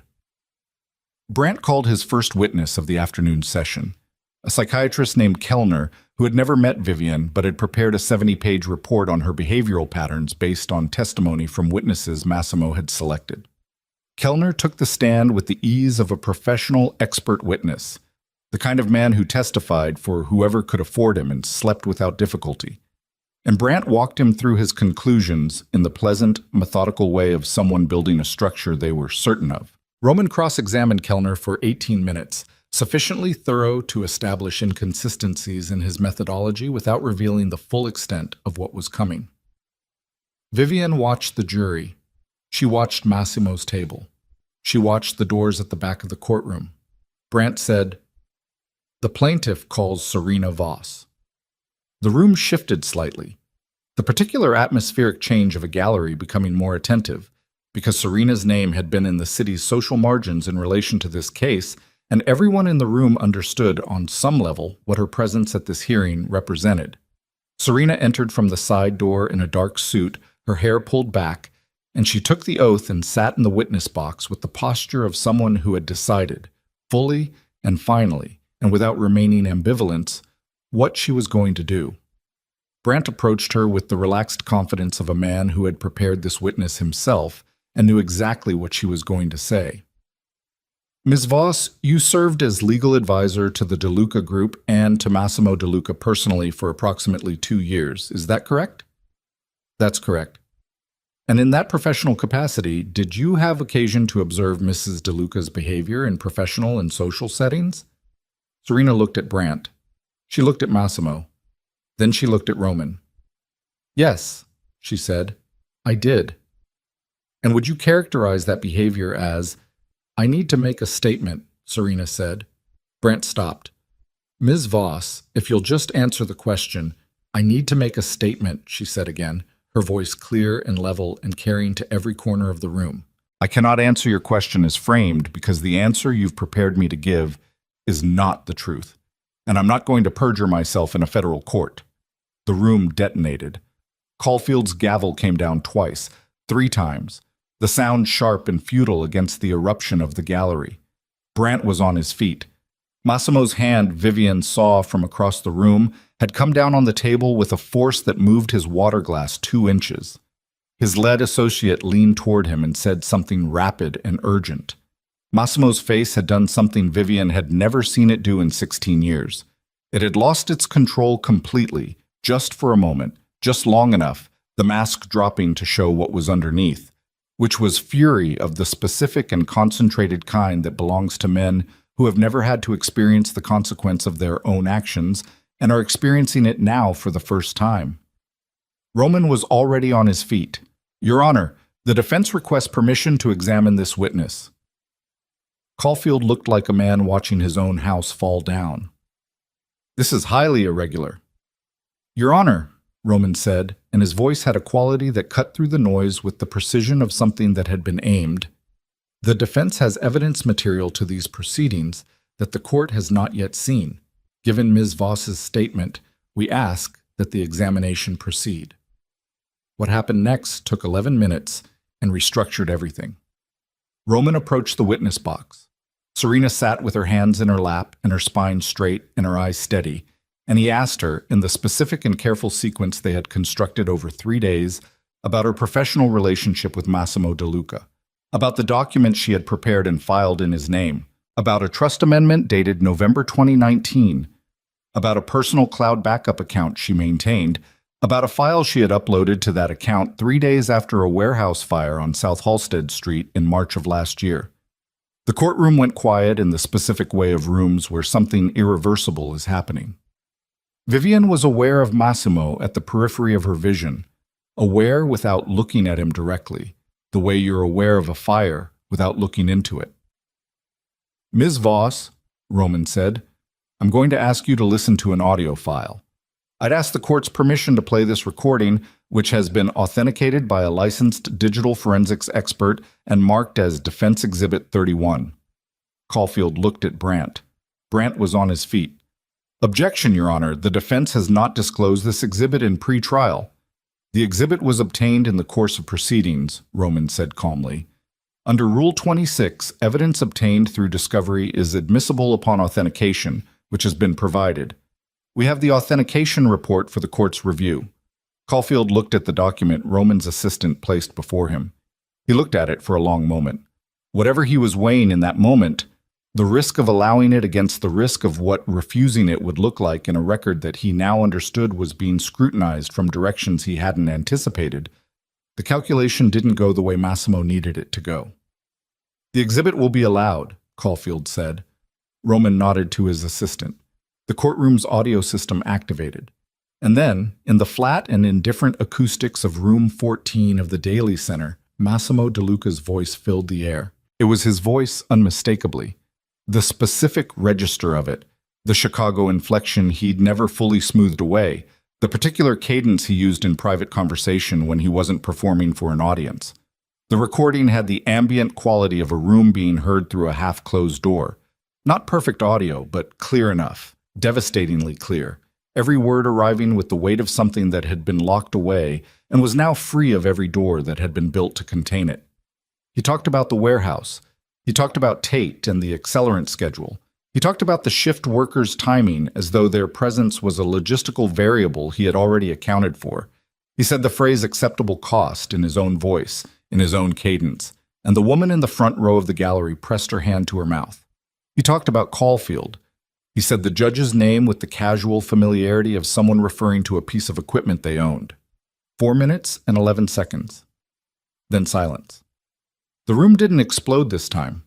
It went very still, which was worse. The stillness of a large number of people processing something that had rearranged what they thought they knew about the world they were sitting in. Massimo was standing. Vivienne saw it without looking at him directly. The peripheral awareness of sudden movement, the sound of his chair going back. Brandt was grabbing his arm. The associate was on her feet. Massimo's face was the face of a man who had built his entire adult life on the belief that he was the one who controlled rooms, who controlled information, who controlled outcomes, and who was now standing in a room he did not control, receiving information he could not manage, confronting an outcome he had not prepared for. And the specific violence of that confrontation was visible in every line of him. He looked across the courtroom at Vivienne. She looked back. She didn't look away. She held his gaze across 20 feet of courtroom air, and she did not give him anything. Not fear, not satisfaction, not the particular pain he'd put in her chest the night she watched the silver Mercedes go north. She gave him nothing because she didn't owe him anything anymore, and she wanted him to know it. He took 2 steps toward her. One of his own security-cleared associates moved to intercept, but Massimo had a hand out, pushing past, and his face was doing something she had genuinely never seen it do. It was losing its architecture completely, the careful structure of Massimo De Luca, the respected businessman and devoted husband dissolving in real time under the pressure of what was collapsing around him. Vivienne, his voice was different, raw in a way it had never been in 16 years of marriage. "You have no idea what you've—" The doors at the back of the courtroom opened. 4 federal agents came through first, in the particular purposeful movement of people who have timed their entry to a specific moment and have arrived at that moment precisely. Behind them, Dana Reyes in a dark coat, with the measured pace of a woman who had done this before and understood that the performance of authority was as important as its exercise. 2 Cook County marshals materialized from the side door, flanking Caulfield's position, which caused the judge to go very still in a way that told Vivienne he understood immediately what their presence beside him meant. Reyes walked to the center of the courtroom floor. She held up her identification. "Massimo De Luca," she said, and her voice carried the room without effort. "You are under arrest on federal charges including conspiracy to commit arson, wire fraud, insurance fraud, obstruction of justice, and 2 counts of second-degree murder in connection with the Kellerman Industrial Storage Fire of March 14th. You have the right to remain silent. Anything you say can and will be used against you in a court of law. Massimo didn't move for 3 seconds. 3 seconds in which the room held itself completely still, in which the only sound was Reyes's voice completing the advisement of rights in its flat, procedural cadence. Then one of the federal agents moved to his side and took his arm, and Massimo De Luca, who had controlled this city for 20 years, who had owned judges and politicians and police captains, who had built an empire on fear and precision and the specific genius of a man who understood how systems could be bent, allowed himself to be walked toward the back of the courtroom with his hands being drawn behind him. He passed within 8 feet of Vivian's table. She didn't look up. She heard his footsteps, the specific sound of his shoes on the courtroom floor, the rhythm she'd heard 1,000 times in marble foyers and hotel ballrooms, and the private rooms where decisions were made. And she kept her eyes on the table in front of her, on the yellow legal pad and the pen, and the cup of water that Roman's assistant had placed there an hour ago. She heard the sound of the doors, the brief eruption of noise from the corridor as the press registered what was happening, and then the doors closed again, and it was quieter. Roman put his hand briefly on the table beside hers, not touching, just near. She understood it. At the plaintiff's table, Brandt was on his phone, his face gray. Massimo's associate was gathering documents with the mechanical efficiency of someone doing the only task they could do in a situation that had exceeded all preparation. The gallery was beginning to find its voice, the accumulated noise of 300 people processing an irreversible event, the specific human sound of a world rearranging itself around a new fact. Vivian became aware gradually that her hands were shaking, not visibly. She had them flat on the table and the shaking was internal, a deep physical tremor that had been running under everything for weeks, and was only now, in the sudden release of what she'd been holding, making itself known at the surface. She pressed her palms harder against the table. Then Reyes was beside her, and she said something to Roman in a low voice, and Roman nodded. And Reyes looked at Vivian with the directness of a woman who had spent her career looking at people in moments that had cost them everything. "We have Caulfield," she said quietly. "The marshals are executing the warrant right now. His clerk has already agreed to cooperate." A pause. "We also have Drucker, the building inspector. He contacted our office an hour ago through his own attorney." Vivian looked up at her. "Serena?" "She'll come in tomorrow morning to complete her formal statement. The cooperation agreement terms are what Mr. Mercer negotiated." Reyes held her gaze. "You should know. When we pulled Massimo's phone records as part of the warrant execution, we found a call made 4 days ago to a number associated with a private security firm. The call lasted 6 minutes. We believe it relates to the surveillance on Ms. Voss and possibly to the search of your motel room in Pilsen." Vivian processed this. He knew we were moving. He suspected. He didn't know fast enough. Reyes paused. "Mrs. De Luca, I want to be direct with you about what comes next. Federal proceedings are slow, and they are not easy for witnesses, and the media attention on this case is going to be significant and sustained. What you've done here today was necessary, and it was right, but it's also only the beginning of a longer process." "I know," Vivian said. "Do you have somewhere safe to stay?" Roman answered before she could. "She does?" Reyes nodded. She looked at Vivian for another moment, the look of one woman to another across the space of what the day had cost, and what it had changed, and what was still left to do. And then she turned and walked back toward the federal agents moving through the courtroom, because there was more work to be done, and Dana Reyes was a woman who did her work. The gallery was fully noisy now, the press already moving for the exits, the story breaking in real time across every platform that covered the city. Vivian could hear it distantly, the rush of information finding its channels, the story of Massimo De Luca beginning its transformation from the story he had written about himself to the one that was true. Roman sat beside her. He didn't say anything for a moment. The courtroom was emptying around them. The bailiffs directing people out, Brandt and his associate gone, Caulfield's bench empty, the afternoon light still coming through the high windows at the same angle it always had, indifferent to what had happened beneath it. How are you? Roman said finally. Vivian thought about it. Her hands had stopped shaking. The deep tremor had quieted into something else. Not peace, not yet. The distance to peace was still considerable, but a stillness, the particular stillness of a body that has been running hard for weeks and has finally been allowed to stop for a moment before it starts again. I'm not sure yet, she said. It was honest. Roman nodded, accepting it. Outside the Daily Center, the November city was doing what it did. Moving, grinding, indifferent and magnificent. The lake wind coming off the water and pressing against everything that had the nerve to stand up in it. Somewhere in the federal building on Dearborn, Massimo DeLuca was being processed into a system he had spent 20 years purchasing influence over, and discovering that 20 years of purchased influence had a specific and unforgiving limit, and that he had reached it today in room 14 while his own voice played over a courtroom audio system and gave him nothing to say in his own defense, because the voice saying the things was already his and had always been his, and there was no distance he could put between himself and it now. Vivian stood on those courthouse steps with the wind in her face and Roman beside her and the city spread out in every direction, and she felt for the first time in weeks the specific sensation of cold air entering her lungs without the weight of dread riding underneath it. Just cold air. Just Chicago doing what Chicago did. Her phone buzzed. She looked at it. A text from a number she didn't recognize. 5 words. I heard it. I'm sorry. She didn't know who had sent it, and it didn't matter. She put the phone back in her pocket.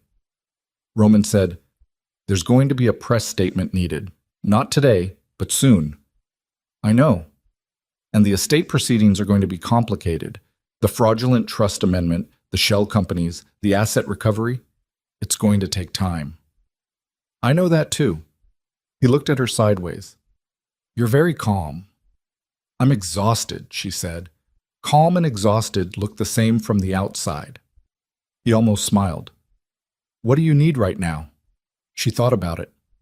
The wind moved through the plaza, scattering the last of the autumn leaves across the concrete, and the city's noise rose and fell around them in its perpetual rhythm, and Vivian DeLuca stood in the middle of it with everything she'd built and lost and fought for, arranged around her like the aftermath of something enormous, and she thought about what she needed.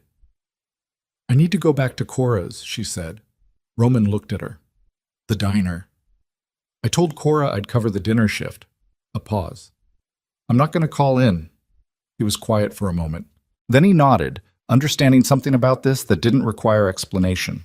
That the woman who had just watched her husband arrested in a federal courtroom needed, before anything else, the specific gravity of ordinary work, the weight of plates and coffee cups, and the griddle's noise and Cora's unsentimental company. I'll drive you, he said. They walked down the courthouse steps into the city. Behind them, the Daily Center stood against the gray November sky, solid and procedural and unchanged, as though the last 6 hours had been entirely routine. Ahead of them, the city moved and breathed and demanded nothing from either of them except their continued presence in it, which was, Vivian thought, exactly enough for right now. Tomorrow, the real work would begin again. But tonight, she had a dinner shift to cover, and the griddle needed cleaning and Cora would be short-handed without her, and those 3 facts were, in this particular moment, the most stabilizing things she knew. The dinner shift at Cora's ran until 10. Vivian worked it the way she'd worked every shift in the past 6 weeks, methodically, without complaint, her body moving through the choreography of the job while her mind did other things in the background. The regulars came in. The construction crew from the Halstead project took the corner booth and ordered the same thing they always ordered. A young woman sat alone at the counter for 2 hours nursing coffee and reading something on her phone, and Vivian refilled her cup 3 times without being asked, because she recognized the posture of someone who needed to be somewhere that wasn't where they lived and didn't need to be talked to about it. Cora was behind the counter when the late news came on the small television mounted in the corner above the pie case. The chyron read, Chicago Mafia Boss, arrested in federal courtroom, and there was footage of the Daily Center exterior, the federal agents moving through the plaza, a brief shot of the back of a man in a charcoal suit being walked toward a vehicle that Vivian recognized without needing to see his face. Cora watched it for a moment. Then she looked at Vivian, who was wiping down the counter and not looking at the television. Vivi? Cora said. I know. A pause. That's your husband. My estranged husband. She kept wiping. Was my estranged husband. Cora was quiet for a long time. The news moved on to something else. The construction crew in the corner booth was arguing about a football game, loud and cheerful and completely indifferent to anything outside their own evening.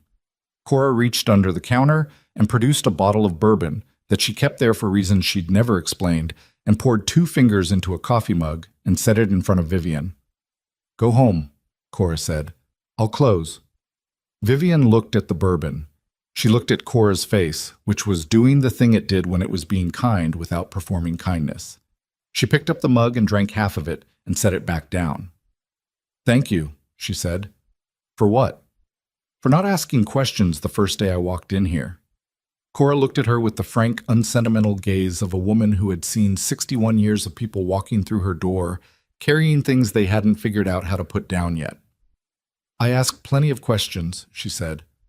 I just know which ones to keep to myself. She picked up a rag and turned back to the counter. Go home, Vivi. Vivian went home. She sat in the Bridgeport apartment on the futon with the remaining bourbon in the mug and the prepaid phone and the encrypted drive on the table in front of her and the city doing its night business outside the window. And she let herself be still in a way she hadn't been since before the Beaumont Gala. She didn't think about tomorrow's press. She didn't think about the federal proceedings or the estate case or Serena Voss's cooperation agreement or the names of the 2 workers who had died in Kellerman Industrial Storage and whose families she had already, through Roman's office, made discreet preliminary contact with regarding civil recovery. She thought about all of it in the way you think about things you can't act on in the immediate moment, aware of them, holding them, but not fighting with them tonight. She slept for 7 hours, which was the longest she'd slept in 2 months. The federal case against Massimo DeLuca moved with the particular momentum of a prosecution that had been built carefully before the arrest and was now running on its own structural weight.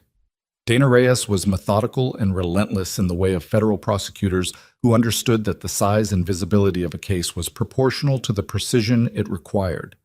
Every charge documented, every piece of evidence authenticated, every witness prepared with the thoroughness of someone who understood that Massimo's defense team would spend millions trying to find the crack in the foundation. There were 7 defendants total by the time the indictment was finalized 3 weeks after the courthouse arrest. Massimo. Judge Warren Caulfield, who was taken into custody the same afternoon as Massimo, and who, within 48 hours, had retained separate counsel and begun a process of negotiating his own cooperation that Reyes described to Roman as predictable. The building inspector Drucker, who had already come in voluntarily and whose cooperation, combined with Serena's, created an evidentiary picture of the Kellerman fire that left no meaningful space for reasonable doubt. 2 members of Massimo's financial team who had managed the Halcyon and Blue Meridian transactions. Gerald Payne, the attorney who had served the fraudulent restraining order in Vivian's foyer, not for the TRO itself, which had been Caulfield's corruption to answer for, but for his documented role in preparing and filing the fraudulent trust amendment, which Reyes had added to the indictment with the specific and deliberate intention of making clear that everyone who had participated in dismantling Vivian's life had a charge with their name on it. Serena Voss was not among the 7 defendants.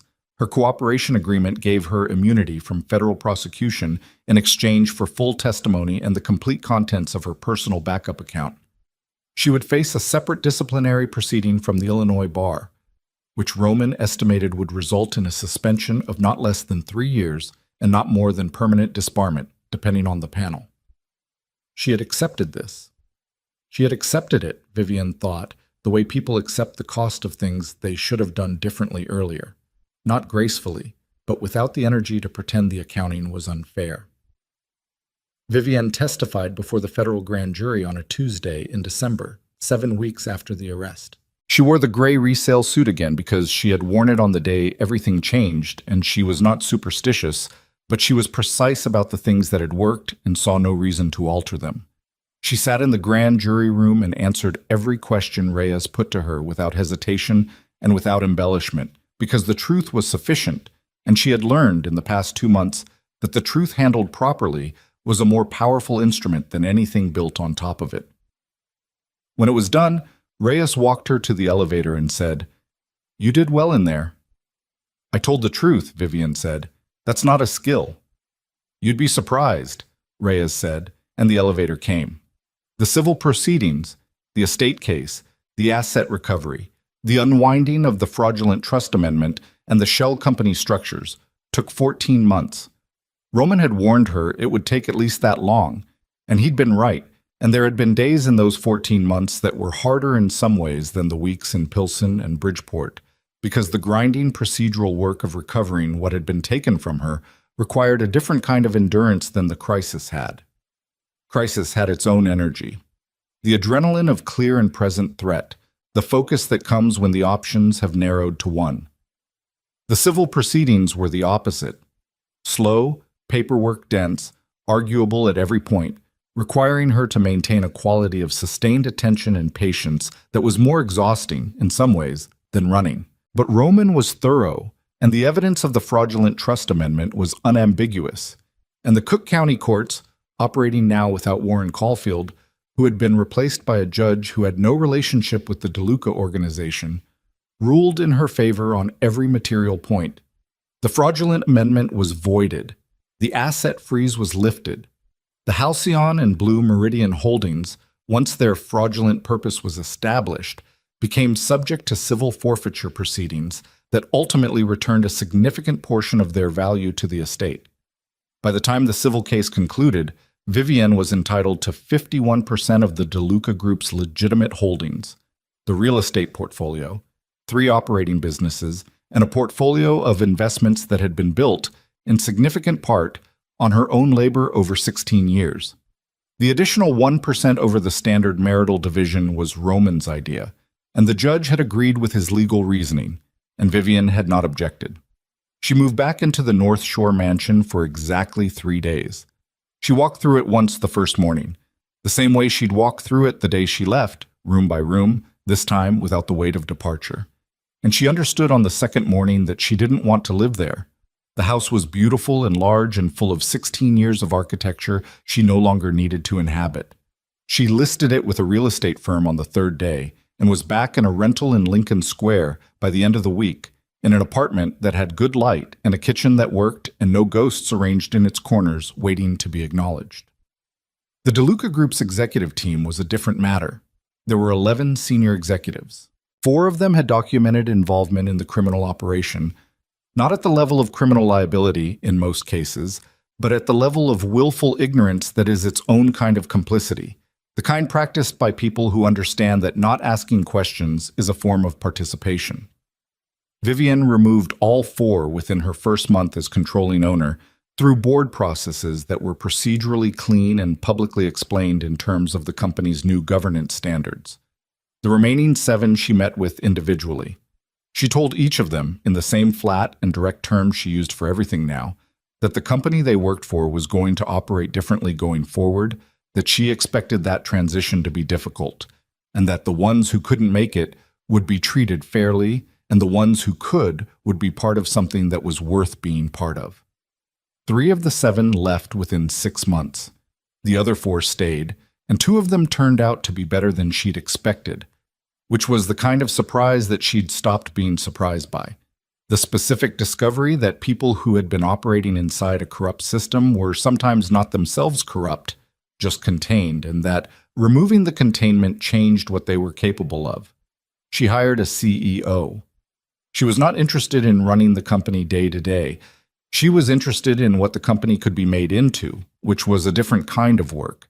And she kept herself at the level of board chair and strategic director and let the operational machinery be managed by people whose specific skills were better suited to it than hers. What she kept for herself was the foundation. It had started as an idea on a Tuesday afternoon in Bridgeport, in the back apartment with the bad lock and the futon and the water stain above the window, when she'd been sitting at the folding table at 2 a.m. reading the article about herself in the city magazine and thinking about the specific machinery that had been turned against her, and how different her situation would have been if she'd had no resources and no Roman Mercer and no 8 years of quietly kept receipts. She'd written 3 words in the margin of her yellow legal pad. What comes next? She'd circled them and left them there and not gone back to them until the civil case was finished, and she had the resources to do something other than survive. The Hale Foundation.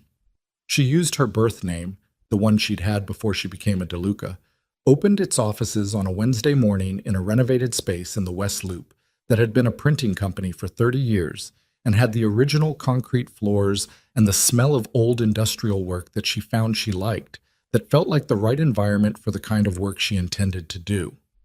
The foundation's mandate was specific: legal and financial assistance for women leaving situations of domestic financial abuse. Not just physical danger, but the particular and often invisible form of control that operated through money and legal structures and institutional access, the kind that left no marks but cost everything. Roman joined the foundation's board. Cora, when Vivian asked her, said she didn't do boards, but she'd come to the opening. She did come to the opening, wearing a dress that Vivian suspected she'd bought specifically for the occasion and would never admit to. And she stood in the middle of the West Loop office with her coffee and looked around at the space and said, "Nice floors." "Thank you," Vivian said. "You going to be okay?" Cora asked. Not warmly, not with performance, just directly, the way Cora did everything. Vivian thought about it honestly. "I think so," she said. "I think that's the most accurate thing I can say." Cora nodded. "Good enough," she said, and drank her coffee. The federal trial of Massimo DeLuca began on a March morning, 14 months after the courthouse arrest, in the Dirksen Federal Building on South Dearborn. Vivian attended the first day and the last day, and several days in between, not because she was required to, but because she had decided that she was going to be present for what she had set in motion, that she owed that witness to the two men who had died in Kellerman Industrial Storage, and whose names she now knew by heart. Marcus Webb, 34, who had been a father of two and had been trying to save enough to move his family out of the South Side neighborhood where they'd been for 3 generations. Darnell Pruitt, 26, who had been 3 months away from finishing a welding certification program at a community college when the night shift on March 14th ended in a way the fire investigators' falsified report spent considerable effort attributing to structural failure. She had met their families the previous autumn, through a process that had been arranged carefully by an intermediary so that the meetings couldn't be construed as witness interference. She had sat in a living room in Bronzeville with Marcus Webb's wife, a woman named Adrienne, who was 32 and working 2 jobs, and raising their children with the specific and exhausted grace of someone who has had no other option. And she had said what she'd come to say, that she was sorry, that what had happened to Marcus had happened because a man had made a calculation that his life was worth less than $12 million, and that she was going to spend whatever of her own resources were necessary to ensure that the civil case against the DeLuca estate provided Adrienne and her children with the financial stability that had been taken from them. Adrienne had looked at her for a long moment. "Are you doing this because you feel guilty?" she'd said. Not hostile, genuinely asking. Vivian had thought about it. "I'm doing it because it's right," she said. "But yes, also partly because I feel guilty. I was married to him for 16 years and I didn't know what he was. That's not the same as responsibility, but it's also not nothing." Adrienne had nodded slowly. "At least you're honest about it," she said. The civil settlement reached with both families was substantial, funded through the asset recovery from the Blue Meridian and Halcyon dissolution, and structured so that it was guaranteed regardless of the outcome of the criminal trial, because Vivian was not going to let Marcus Webb's children's financial security depend on a verdict. The verdict came on a Thursday in May, after 6 days of jury deliberation. Vivian was in the courtroom when the foreperson stood and read it. Guilty on all federal counts, including the 2 murder charges that Reyes had pursued with the specific and sustained ferocity of a prosecutor who understood that insurance fraud and arson were the headline, but that the 2 men who had died were the point. Massimo sat at the defense table and received each count with the stillness of a man who has run out of responses, who has been through 14 months of proceedings and watched everything he built disassembled piece by piece in a public forum, and who is now sitting with the weight of what that disassembly has revealed about what he actually was underneath all of it. He did not look at Vivian, not once during the verdict reading. She had expected to feel something specific when the verdicts came: relief, or satisfaction, or something that partook of the wound that had opened in her the night of the Beaumont Gala. What she felt instead was quieter than any of those things. It was the feeling of a door closing. Not slamming, not the dramatic finality of a moment in a film, just closing, gently and completely, the soft click of a latch settling into its housing, and the particular silence that follows it. Sentencing came 8 weeks later. 43 years, federal, no parole eligibility until year 30 on the murder counts. Warren Caulfield received 12 years following his cooperation agreement. Drucker received 4. Gerald Payne, whose attorney had argued strenuously for minimal involvement, received 18 months and permanent disbarment. The financial team members received sentences proportional to their roles.